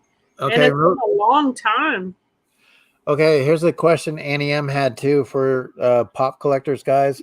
How will I know if the pop I am buying is original? How to identify if the pop is fake? Generally, what you want to do is take pictures of it, because each pop has different things that creates it to be a fake. So, he said he's using me for his chat now. He says in his live streams, he has a saying, "You don't bounce somebody unless I say have a nice day. If you do, then I take away your bouncership or your wrench." LOL. Well, I'm definitely going to start looking at on my YouTube studio, like who I have down for moderators. So Mr. Christopher says his rule is he doesn't know you and you're bidding at Sassy or Eric's auction. I'm bidding you up for the hell of it. The only thing that sucks, I've done that before. Like I did that yesterday with Cody, like Cody's auction. And then you get stuck with it. Well, yeah, there was one time I bid on something and nobody was bidding. I was like, oh no, I don't want this. I don't want this. And then at the last second, somebody bid. I was like, okay. And so, yeah, so sometimes it's kind of tough, I mean, I don't mind bidding it up like from $1, $5 up to a little bit higher. But when you get into that higher realm, sometimes you could get stuck with it. So yeah, I can't even go up anymore since I've seen him chat. But yeah, Annie M, there's a lot of fakes out there for different types of pop. Some have more than others. Some of the horror pops too. So you can always, contact somebody. You can contact myself, Sassy. Mama J, and they can always tell you.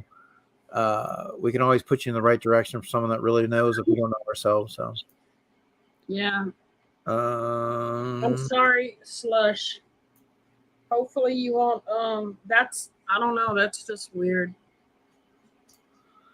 I don't know. I mean, it's we just weren't ignoring you. I promise. I don't see you chatting. Yeah, but definitely, I mean, having a few mods helps. Yeah, I mean, you take a chance, you end up with Sassy's Wiener Mamil. But see, I yeah, thought you liked my wiener. Mark's onto you though. He knows your secret. Oh wait, he knows Mr. Christopher's secret. And actually, Mark's pretty solid with coming through on some of the. I know when I've gone into your auction, there'd be times I'd be bidding up against a Mark, and sometimes I'd be like, he can have it. I'm gonna let him have it, whatever. Like, like you said, I have a certain amount I'm willing to pay, and every once in a while I'll go over it. But usually, if it hits that mark, I'm done. What about if you bid for the dong? I mean, I move my king ding dong close so I can grab it at any moment to show off my dong.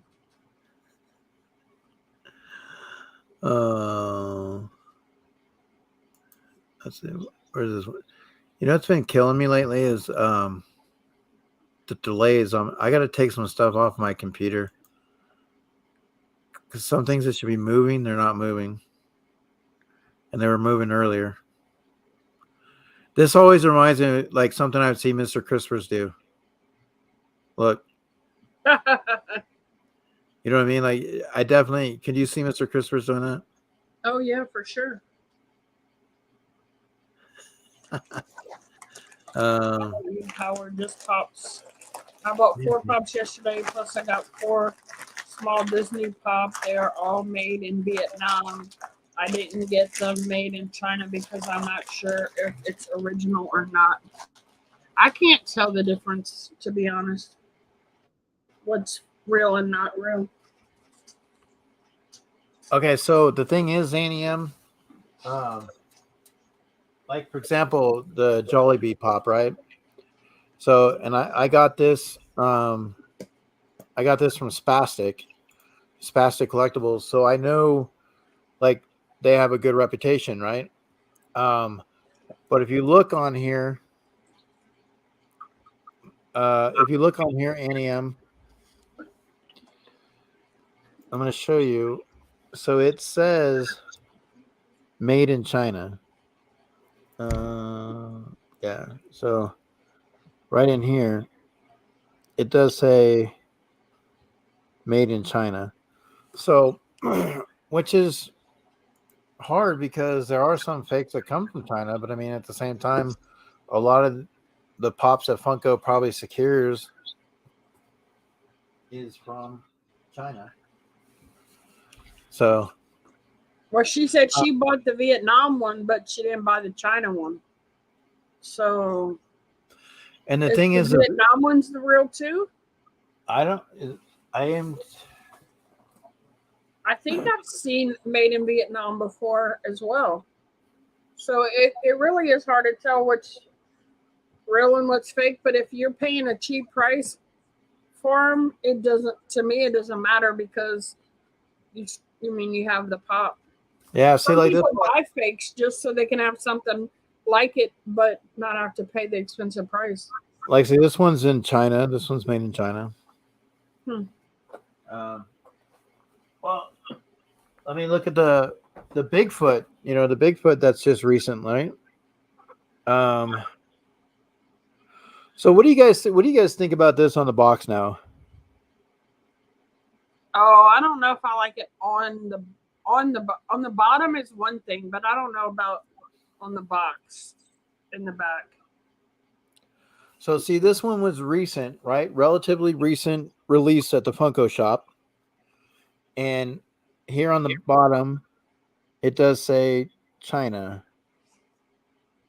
So, I'm trying to get it to made in China.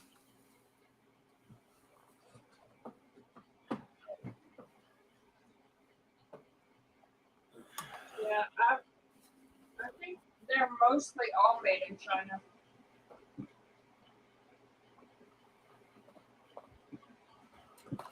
But what's up, Slushland? You see it now? No. Oh.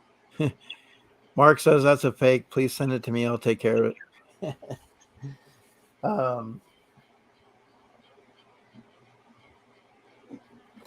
Yeah. It's my Spidey. Pretty soft.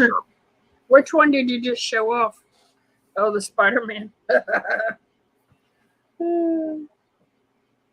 All Funko Pops are either made in China or Vietnam. All after the figurines are made, they are shipped to the U.S. to the Funko manufacturing warehouse, where they are boxed and shipped off to stores. So the address on the bottom of my box should say 2802 Wetmore Avenue. Go ahead, where your box should say made in China or Vietnam. Well, the thing is they can, some of the fakes, they can put that on there. One of the things with the fake, and plus too, like the addresses sometimes change. I don't know if the headquarters in Everett, Washington have changed. But the other thing is the boxes, the way the boxes are. The font. And I the wonder if I can, spacing of the letters. like, I'll show. I do have one fake. Let me see if I can find it. Okay, you got one? This is the one that Christmas has been wanting, but What? I don't want to get rid of it because Mr. Cajun paid a nice chunk for it. What's up, Reef? Oh yeah, that's right. That's right. You did get that. That was a fake. But I mean, I think it is. I still haven't 100% been able to figure out if it is or not. so why don't you use Whatnot? Why don't you take a picture and because you know they do a lot of verification, right? Yeah. I would, you can always take a picture and say you got this in an auction. You just want to see if it's legit. Because it is a nice pop. There's no date on the bottom of the box. No date? Yeah, there's no date. Yeah, see, like if this was legit, this is like $1,000 pop. Right. Let me see. Let me scan it on HobbyDB. I give you $250. 250? Sure. I give you $250 in a Joker book. Let's see. 2 subvariants. 2015. Yeah, this is an $1,100 pop. What's the subvariants? The other sticker. Oh. So that one has held its value pretty good. Yeah. What's up, Reef? So Reef, I got in a Pokemon card from, I think it might be from somewhere in the Asia. That's a good idea, Mama J. What's that? She said sell it to Mr. Cajun and then have the pop verified through Whatnot. Oh. Never thought about that. Sell it to him for $1. Yeah, but you got to be careful though, because somebody doesn't sneak in and grab it. That's the hard part, because like if he came into your auction and you put that up there, I've seen people do that where you put up a buy it now for someone and someone just snakes it, like they're, I've seen that many times. What's up, Ian? Hey, Reef. Yeah, Reef, I got the Japan pack. I thought I would save it for obviously Hatter's thing, I was gonna get a couple more just to play around different types of packs. Just something different, obviously I was trying to look for something different. I think I also want to try to find some monster cards to open up. So do it buy it now.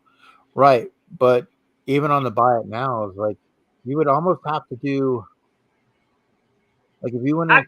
But I what? could do it ahead of the auction, Right. put it on, and then he can go right after I listed it without ever anybody even knowing. Yeah, like he would have to be like right there, right as you post it, because like I said, I've seen people say, okay, I'm going to put this in the buy it now for you.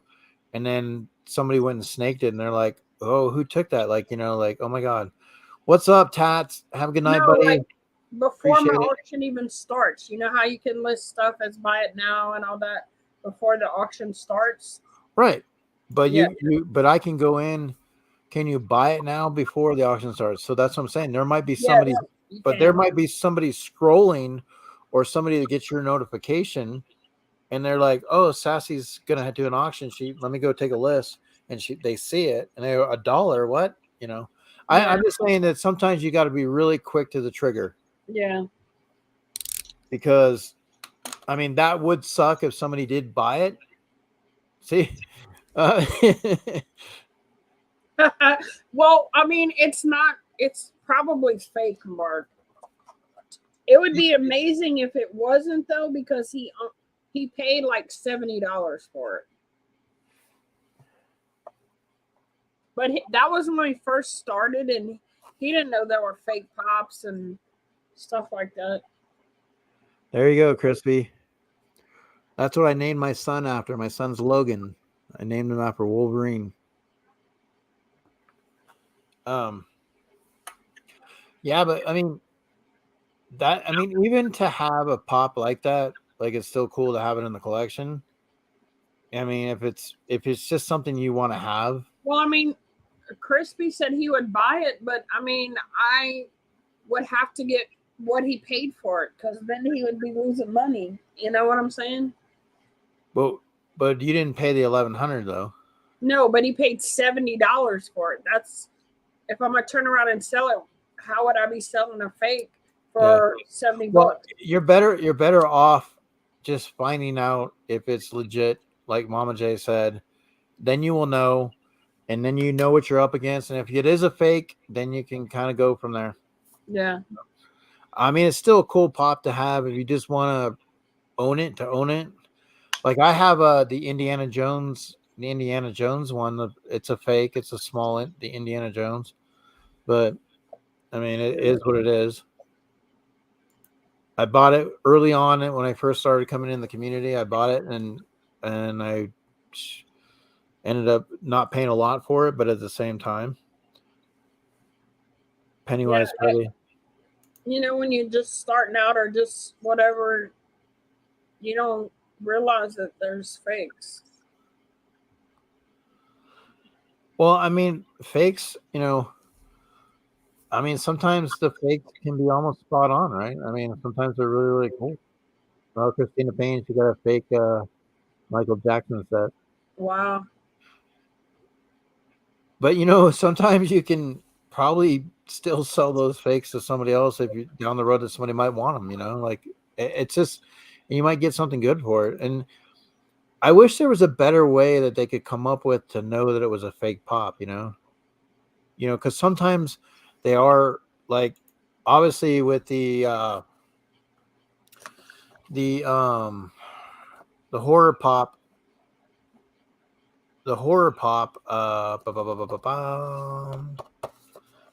what's up, Crispy?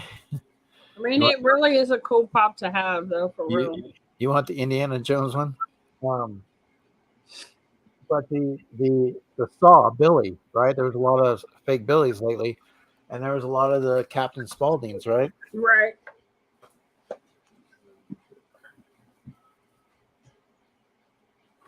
I need to put it in a protector, though, for real, because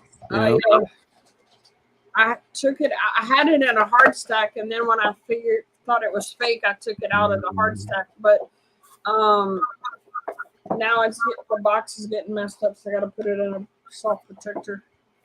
Now, see, I got this in Jazzy's auction, so I also know, like, if I was to, I could always message her and be like, I don't anticipate her doing that, so. Sometimes when you get something, you have to go with the source too, right? Where you're getting it from. So, Crispy has a good question. He says, let's say it's a fake, and then you get the fake signed by Kane Hodder. Even though it's fake, do you think it still increases value? Yeah, because I mean, well, you're not going to get the value of the PPG of the pop, but you're going to get the autograph. And even though it's a fake, I think that you would. You know what I mean? Yeah, Reeve. I got this in a whatnot auction. Captain Spaulding.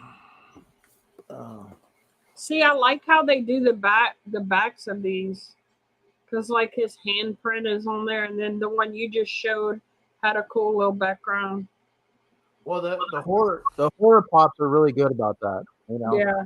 There's always a story that they're telling with their art. I think it's really, really cool. Some of the pops, they really should do a little bit more with. I think every pop should have a lot of detail with it for the boxes, but Reef,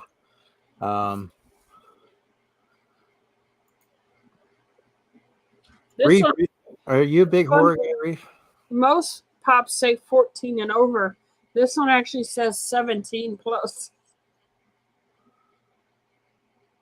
Yeah, but you have to. I mean, when did it come out? Like, when was the date? Well, it was for the 2015 San Diego Comic-Con.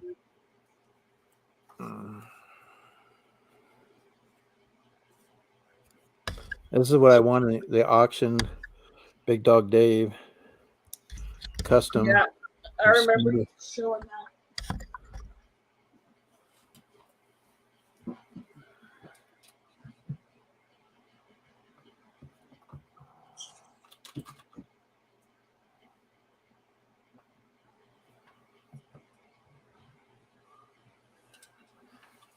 We got this guy right here. I don't know.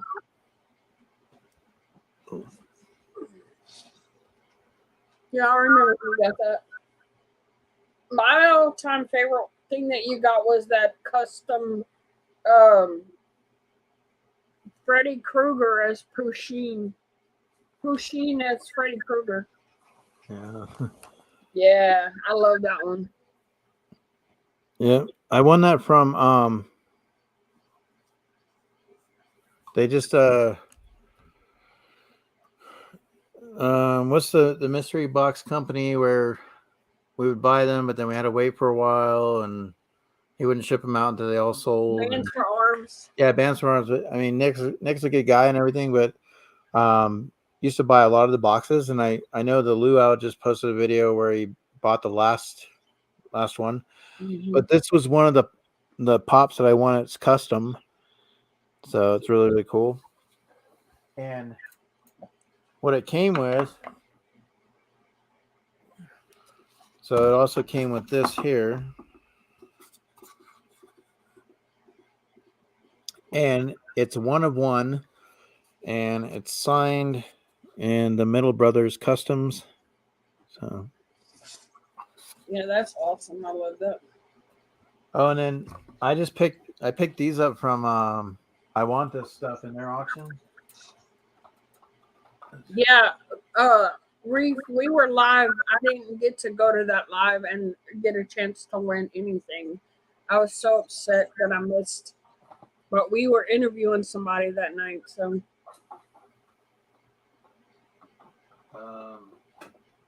I was hoping to get a custom from Reef. Oh, Reef for a custom? They did a live stream, and he was giving out some customs, and the Funko Brothers won it. But you and I were doing an interview, so we didn't even get a chance to win anything.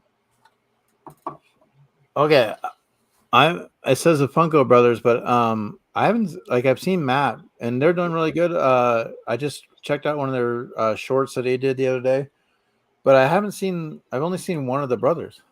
Yeah. I was in a special giveaway, but did I win anything? I don't know. I didn't get to go to the stream. And I got this one too. I really like the detail of this one. Oh yeah.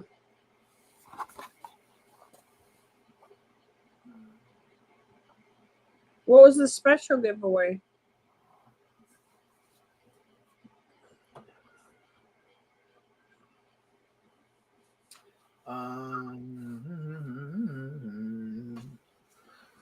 Let's see. Hey, Reef, you see my new backdrop? My one of my walls got done yesterday. You selected like 12 names to enter my custom giveaway, and you were entered.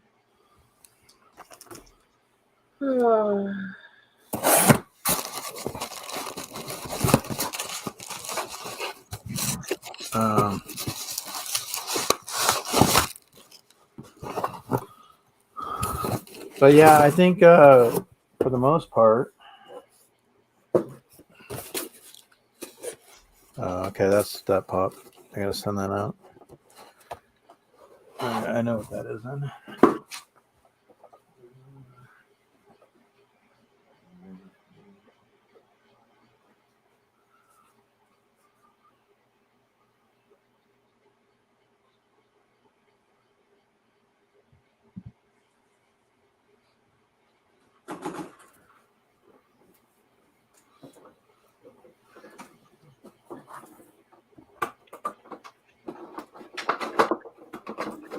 So I got this in an auction for $10, right? Because it was $1 for shipping, but it was $9 that I won.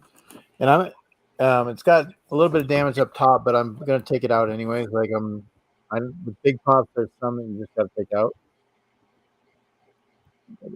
Oh man, look at that. They call Terrell T-Rex sometimes. Do they? That's funny, yeah. That's cool. I like that. I really like 10-inch pops. I just don't have room. I want the cereal ones, but I don't even know where I'd put them. But I really want the cereal ones. I knew you would like the Batman stuff, and then the sign even like lights up and does all kind of crazy stuff. See my sign, Reef?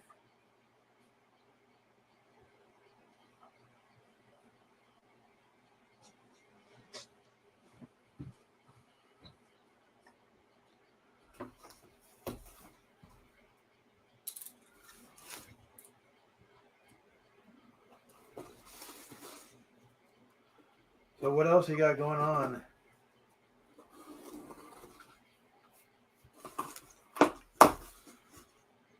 Sassy? I figured out how to make my sign go crazy. I'm showing off my sign again.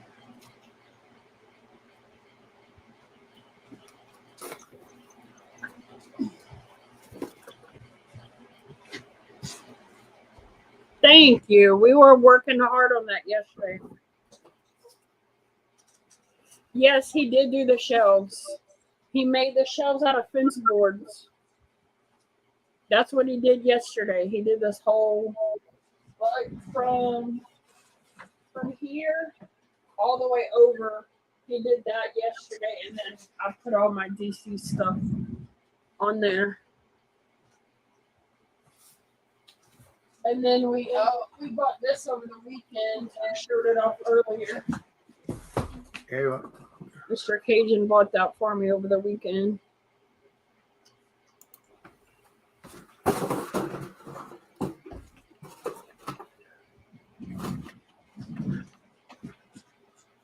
I just gotta get have my Joker here, and then I just gotta get a Harley put right here, but I have Joker.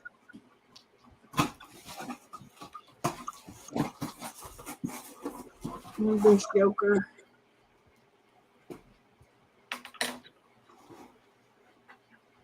Which it glows in the black light. It's so awesome. And I got my slab. Got some Joker stuff here. Some Batman stuff over there. All my DC props.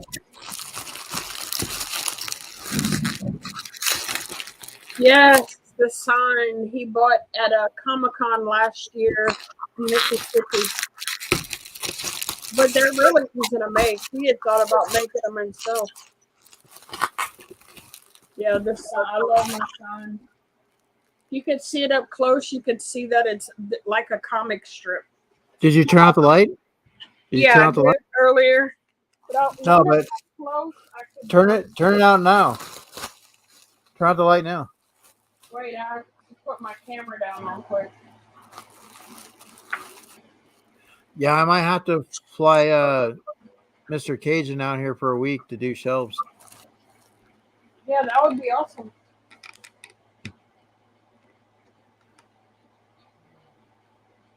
Yeah, that's really cool. And it looks big. Yeah, it is big. Yeah, I mean, it's like it seems like a really, like, if it was in person, bigger than what it appears.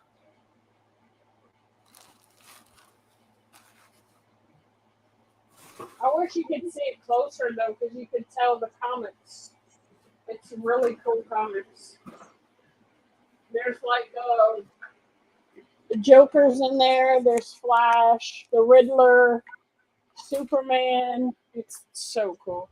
Yeah. What oh, I hate it when you do that. You hate it when you step on like bubble stuff and it pops. Yeah. That's one of the things I'm gonna look into getting is a new chair. But I also picked up. I have number 1, so I had to pick up number 2. So now I have all of them. So I just need to get the tank zombie. I don't have that one. But I have Michonne and her 2 pets. And then I just yesterday got the 3-pack. Wow. So. And then once he's gonna put shelves here where that air conditioner is, and then this white door is gonna be where all my sodas are. And then I decided I'm not gonna sit at the desk like I thought I would. So that's gonna come out, and that's gonna be all pop stuff too. So once it's all done, though, I'll do a complete tour of the room. So now, and you said you got it at a comic book store, right? The sign I got at a Comic-Con last year in Mississippi. A guy makes them, but Terrell can make it. He said he can make them, but the Batman cowl I got it at a pop store. You should. I mean, you should. He should. I bet you can get some orders in big time. That's what I said. Yeah, Reef. I started back up on my Walking Dead line. So. Yep, Mark. I'm rocking all my Dorbs. There's my. Let's see. Go. There's my Got Shiva. Hopkins up there. Got some DC rides, which I have 2 more I'm gonna get to put up there.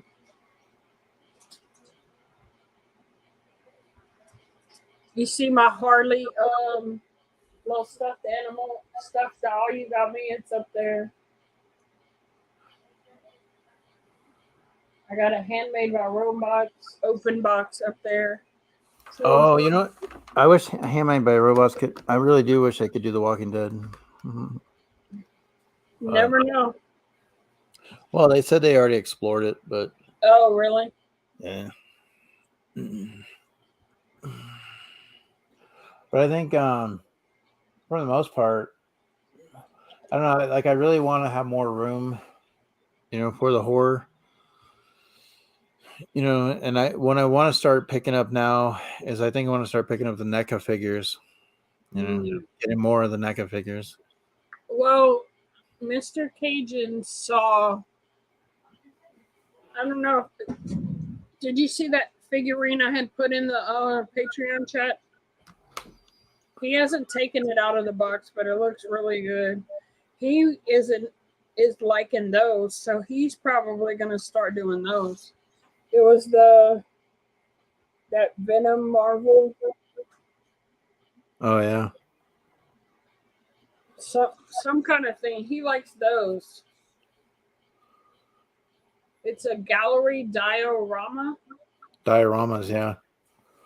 PVC What's up, diorama. Slush Land? Slush Land, just Are you saying hi. telling him hi again? Well, in case he's listening. Poor Slush. I'll have to, yeah, I definitely have to see how that goes. But also just so we're just looking. So this Sunday, this actual Sunday is we're gonna do the chicken nugget thing. Yes. Maybe I'll have Logan participate. No. You don't want to Hey, eat Logan. chicken nuggets? Hi. I want to eat chicken nuggets, just not in front of a bunch of people. How was Disney?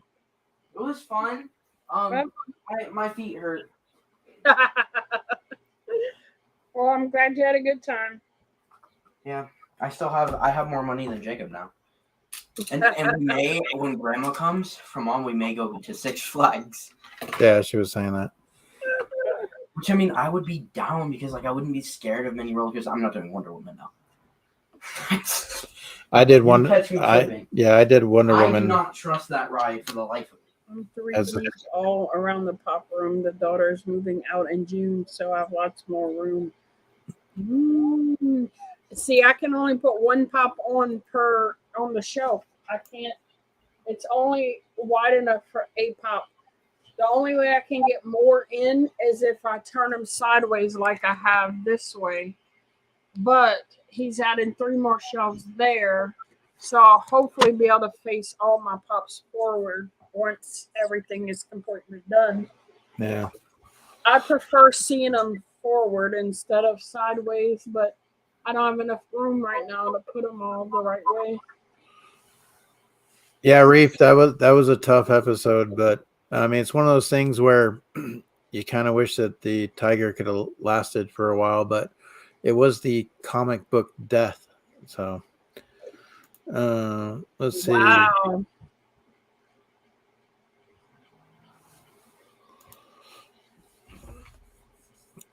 I mean, that'd be kind of cool too. Yeah, but he's floor to ceiling 3 deep. That's a lot of pops. Yeah, I don't like them sideways, but that's the only choice I have for right now. If I want to have them all out and open, Well, sometimes the sideways fits just in that right spot, Yeah.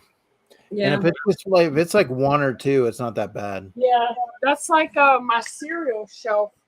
It's hard to tell. That shelf right there has my cereal on it, but my least favorite is the new retro Kellogg's, and it didn't fit facing frontwards, so I just put it sideways. But all the rest are all my cereals. That's my cereal Dorbs. That next shelf is cereal. That's cereal. I have 3 shelves of cereal. Plus my Dorbs cereal, my Dorb rides. So, yeah, we'll be touring more often. I have more room to move around, too. Since I went ahead and got a smaller table. I'm using a smaller table. And we cleaned up and so now I have more room to move around and I can show off stuff more easier and stuff. So the only thing I don't like is that I got to keep the camera low because I have all this junk up there. Well, it's not junk. It's pop stuff, but I don't want people to see all that. So I have to adjust the camera and I don't like it. I like it to have it up more. But it is what it is. It's just us right now and I have a guest, so I don't have to be all fancy-mancy. But yeah, it's progress. I really love. And then all that right there is wrestlers. That little section, this section right here. That's all my wrestling pops. And then this is Looney Tunes. These are the Marvel Blacklight. I have them at the bottom. This is Wizard of Oz, Aladdin, my Grease Pops, Scooby-Doo, my cereals, the Flintstones. I put my favorite ones out where everybody can see my main favorites. They're all my favorite, but my main favorites are in view right now. So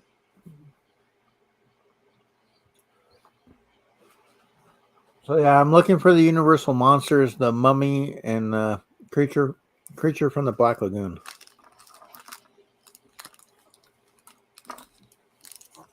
I need to finish my Flintstones. I need Betty and Bam Bam, and then for the Jetsons, I need Mr. Spacely. And then those sets will be pretty much all done. Then I have to figure out what I'm gonna start trying to finish next.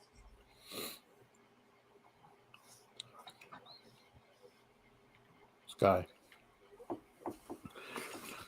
Well, I mean, do you have to be a completionist? I mean, sometimes, do you feel no, not on everything, but on like I wanted to get all the I do have a couple of the Scooby-Doo ones that are missing. That's true. I forgot about that. Have Mr. Cajun build a lift up wall to block it, even a black curtain. Oh yeah. He's wanting to do like make doors to fit it, but we just haven't had a chance to get it done yet. He was in the mood to do it yesterday, so whatever he wanted to get done, do it.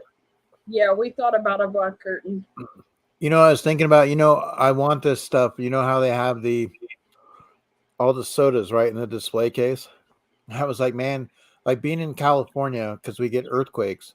I'm like, God, can only imagine like if they had an earthquake, what would happen with that? Well, yeah, it's in a glass case too. It's not like a wooden shelf or whatever. It's a glass case with glass shelves. Yeah, I can't imagine what that would be like. No, I don't have to finish every set. At one point when I first started collecting, I'm like, yeah, I gotta have every one. But I've gotten to the point where I don't have to have everyone. If I like one or two out of a set, then I'll just do that. But there are quite a few that I do want the whole set of. Yeah, it's true. You get to a point where it's like, yeah. I mean, some of them in a line you just don't like the way they look, or you don't whatever. So, like, I don't have every Batman, every Joker, every Harley. I just have the ones that I like. Now there is one of the Batman lines that I do want to finish. It's the classic, the TV classic ones.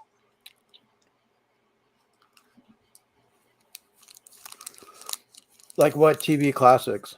The Batman one. The one with this in the set. There's two different sets. There's one with the Robin, where it's the Joker, Catwoman, and Batman. Mm-hmm. And then there's this one that has the King Tut with Mr. Freeze, Batgirl, Penguin, and the Riddler. So if you go on Whatnot, right, there's a seller. She's called Mrs. Poopy Butthole. Yeah, I know who that is.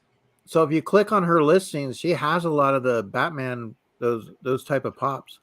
Oh, really? Yeah. So I was looking at her stuff that she had listed.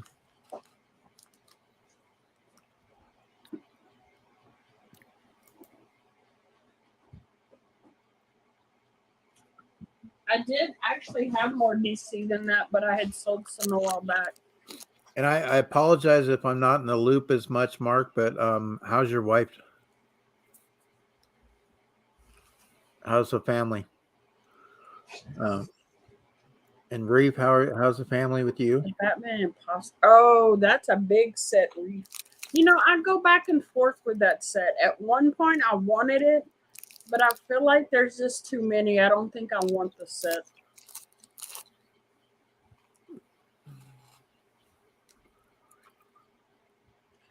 The last check his wife had, she was good.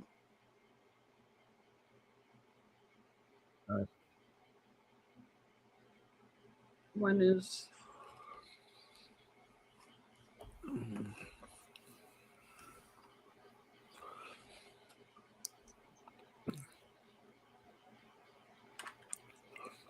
So what's the ad icon again that you need? I don't think there's any ad icons that I need.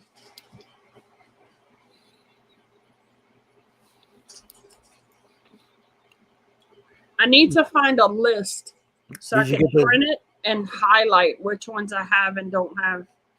Did you get Mr. Clean? There's not a Mr. Clean Pop. Oh, the Jolly Green Giant. I had the Jolly Green Giant, but I don't know what I did with. I might have sold him. Did you get Smokey the Bear? Yeah, hold on.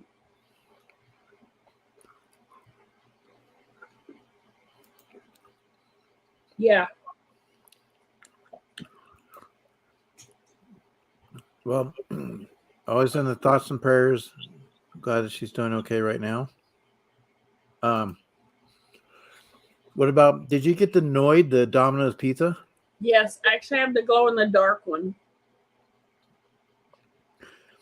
So that one is that so that's considered an ad icon? Yes. What about, did you get Sugar Bear? Yes. I have every cereal ad icon. Except for like the metallic, the high dollar ones. But I have every other one. Did you get the Pop-Tart? Yes. Oh, okay. The Milk in the Toaster? Yeah. Yeah.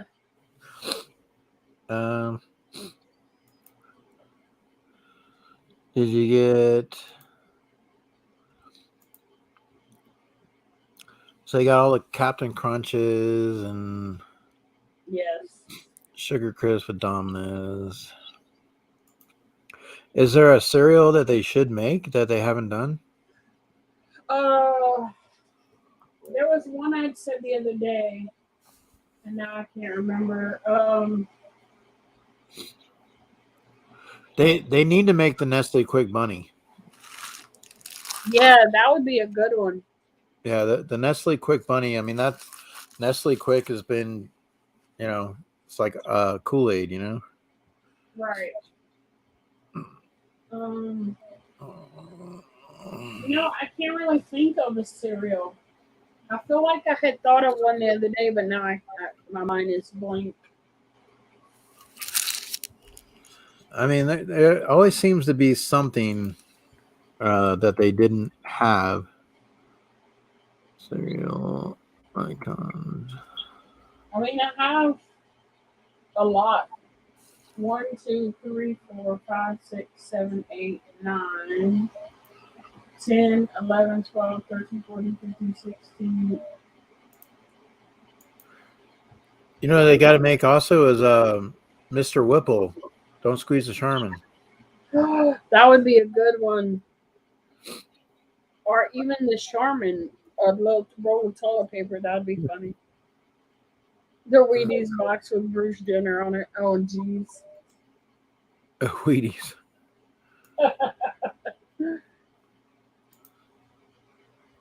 Oh, look at this. Look at this cereal right here. Let's see. Let's see if we can.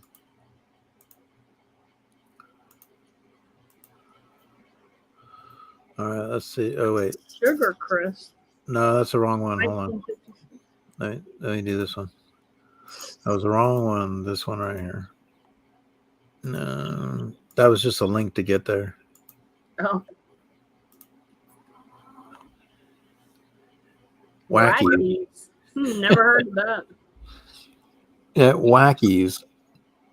And half the time it's the same cereal. They just put different names, I mean, yeah. But Banana Wackies, 1965. It was an oat cereal with banana flavored bits.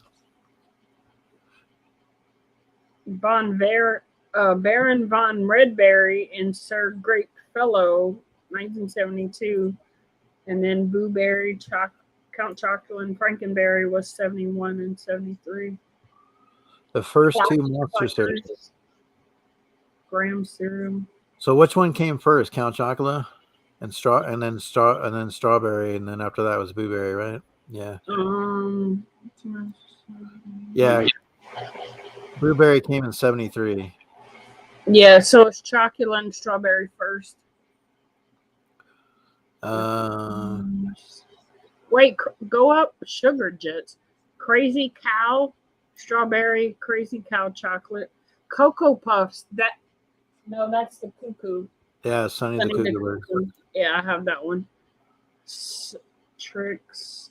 What are Sugar Jets? Never heard of that. They started out as Sugar Smiles, most notably by television's Rocky and Bullwinkle. Oh.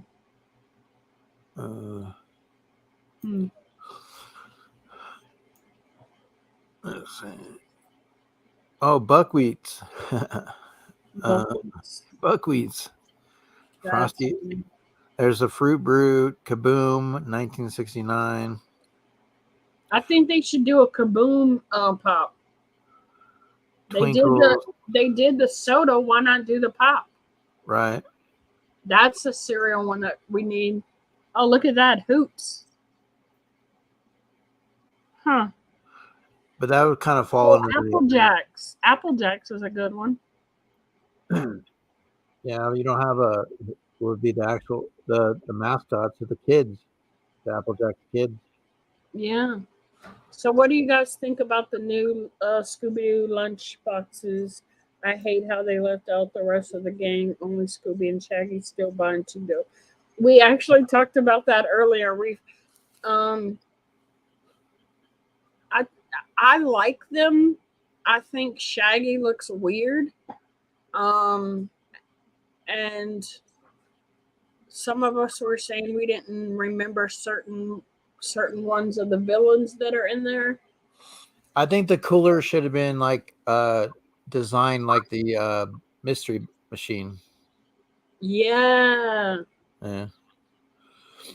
You could have did the wheel, like you did everything on the outside, like to make it look like it's the Mystery Machine. Yeah, the colors and all that. Yeah. Yeah, that'd have been awesome. Yeah, I mean, I definitely would buy them. I mean, I think they're probably going to go crazy too, just like the NFTs, because Scooby-Doo just seems to fall in that category. But we also were saying, Reef, where would they go from here? Like, so Funko has done the Turtles, now they're doing Scooby-Doo. What other shows or series would you like to see in the form of coolers? 6-pack soda coolers. Because they're going to come. I mean, especially, $100 a pop. So it's just ensuring that you have that kind of money on hand. That's the aggravating part, though. It's being able to drop 100 at once. Well, yeah, because you can't get an Entertainment Earth, but it doesn't stop people from buying all the Boba Fett's, with the $50 Boba Fett's, Yeah, well, I didn't buy any of those. I got one. I didn't buy any. I didn't get the Chase, but I did get the Common. But I actually like the Common. I think the Chase should have been a different form of him, a prototype, the prototype Boba Fett, or I just think it's interesting how they made that the Chase. But it's like what, $200 right now that people are paying for it. Mario Brothers. What if the chases of the bad guys are the gang members that were left out, and Mystery Machine would have been an awesome box. Unfortunately, we aren't going to see any kind of Mario anything probably for a long time because of the licensing. Well, Funko has had conversations with them. Yeah. A great deal. But I think, in all honesty, I think they've kind of got their foot in the door through the Pokemon, because it's a step in that right direction. But I think it's just comes down to Super Mario. All the Nintendo, like, they don't feel like they have to give that part of it up. That's something that they probably think they would do themselves. Yeah. If they could find a way to, because they got all the vinyl figures. They do those little tiny ones that they have, like the race cars and stuff. So it's not like they necessarily need to market that through a different company, But I don't know. I mean, you never. Sometimes money talks. I mean, look at Disney buying up properties from Fox, for the X-Men and stuff. It's, or Sony giving up, their rights to some things. It's just money talks at the right time. I know they were. I'm kind of hoping that they do a Super Mario Land. Like they open up a theme park, based on Super Mario. I think that would be really cool. Yeah. So, all right, guys. Well, I know there's 7 of you guys chilling, hanging out. We really appreciate each and every one of you guys. You guys are all fam. Love you guys. You guys are rocking.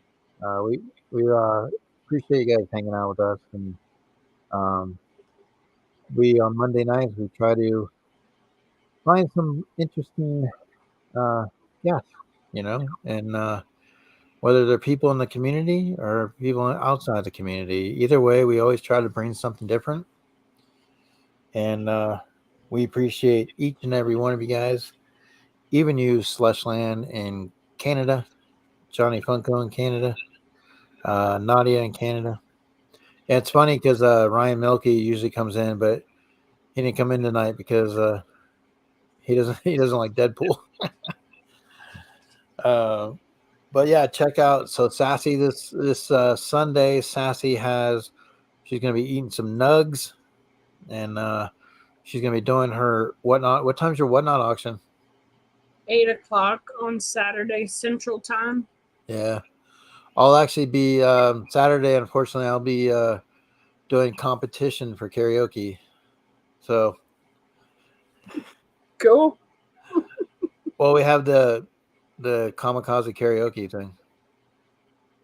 Reef, do you want to come eat nuggets on Sunday? If you do, just hit me up on IG so I can put everybody's name. I don't overbook. Did you put Reef? Is Reef on the list? No, he hasn't said he wants to come on.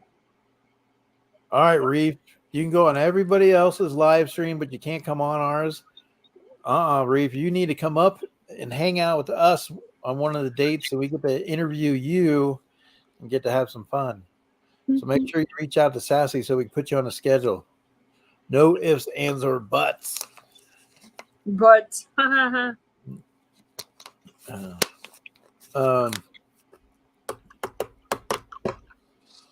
let's see what else. But other than that, anything else we got going on for the month of April? Anything big coming on the horizon? I mean, we have a potential big guest on Saturday, but I haven't heard back from them to say yes for sure. Yeah, we want to wait and make sure we get the time squared away if we do Saturday. But if we do Saturday, guys, like I said, it's just once in a while we have to have a popping around the world special edition, because we try to adjust our time as best as possible to our guests. But I know one of the first weeks in May we have that toy company coming on. Did you want to say something about that? Yeah, so guys, now obviously we love our Handmade by Robots 100%. Mary, great family over there. But occasionally, like I said, our job is to bring people on and just find out about companies and find out about them. So we do have a toy company that will be coming on, and they've already sent some samples our way, and I have to. Yeah, you forgot to put mine in the box. Well, you only had the one pop, so I was like, I wanted to do it like when I have a bigger box, but then I was like, oh well, wait, I could but so I know you'll probably order something again at some. I'll put it in there. You just remind me because I got to get it to you before May 9th. So, but Christina Payne, we appreciate you. We love you. Thank you for modding, putting all that information up. And if you are watching on the rewind or whatever the case may be, you guys are here. Go support people, love people, hug people, smile at people, and just remember we're all people, and we all collect, and we all have feelings. We all love all that stuff. You know what I'm saying? Yeah. But all right, it's time to bounce out. So, Sassy, appreciate you guys. Mark, hope everything is well. You guys take care. Reef, man, it is windy as hell outside. All right. Well, like I said, guys, you have been watching Pop In Around the World.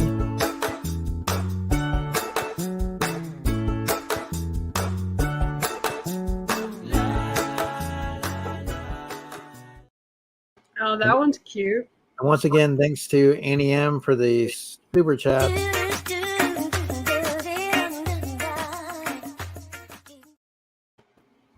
We appreciate our Annie M all the way out in Hong Kong. All right, but we are heading out of here, guys, 100%. And I can't find our where's our outro at?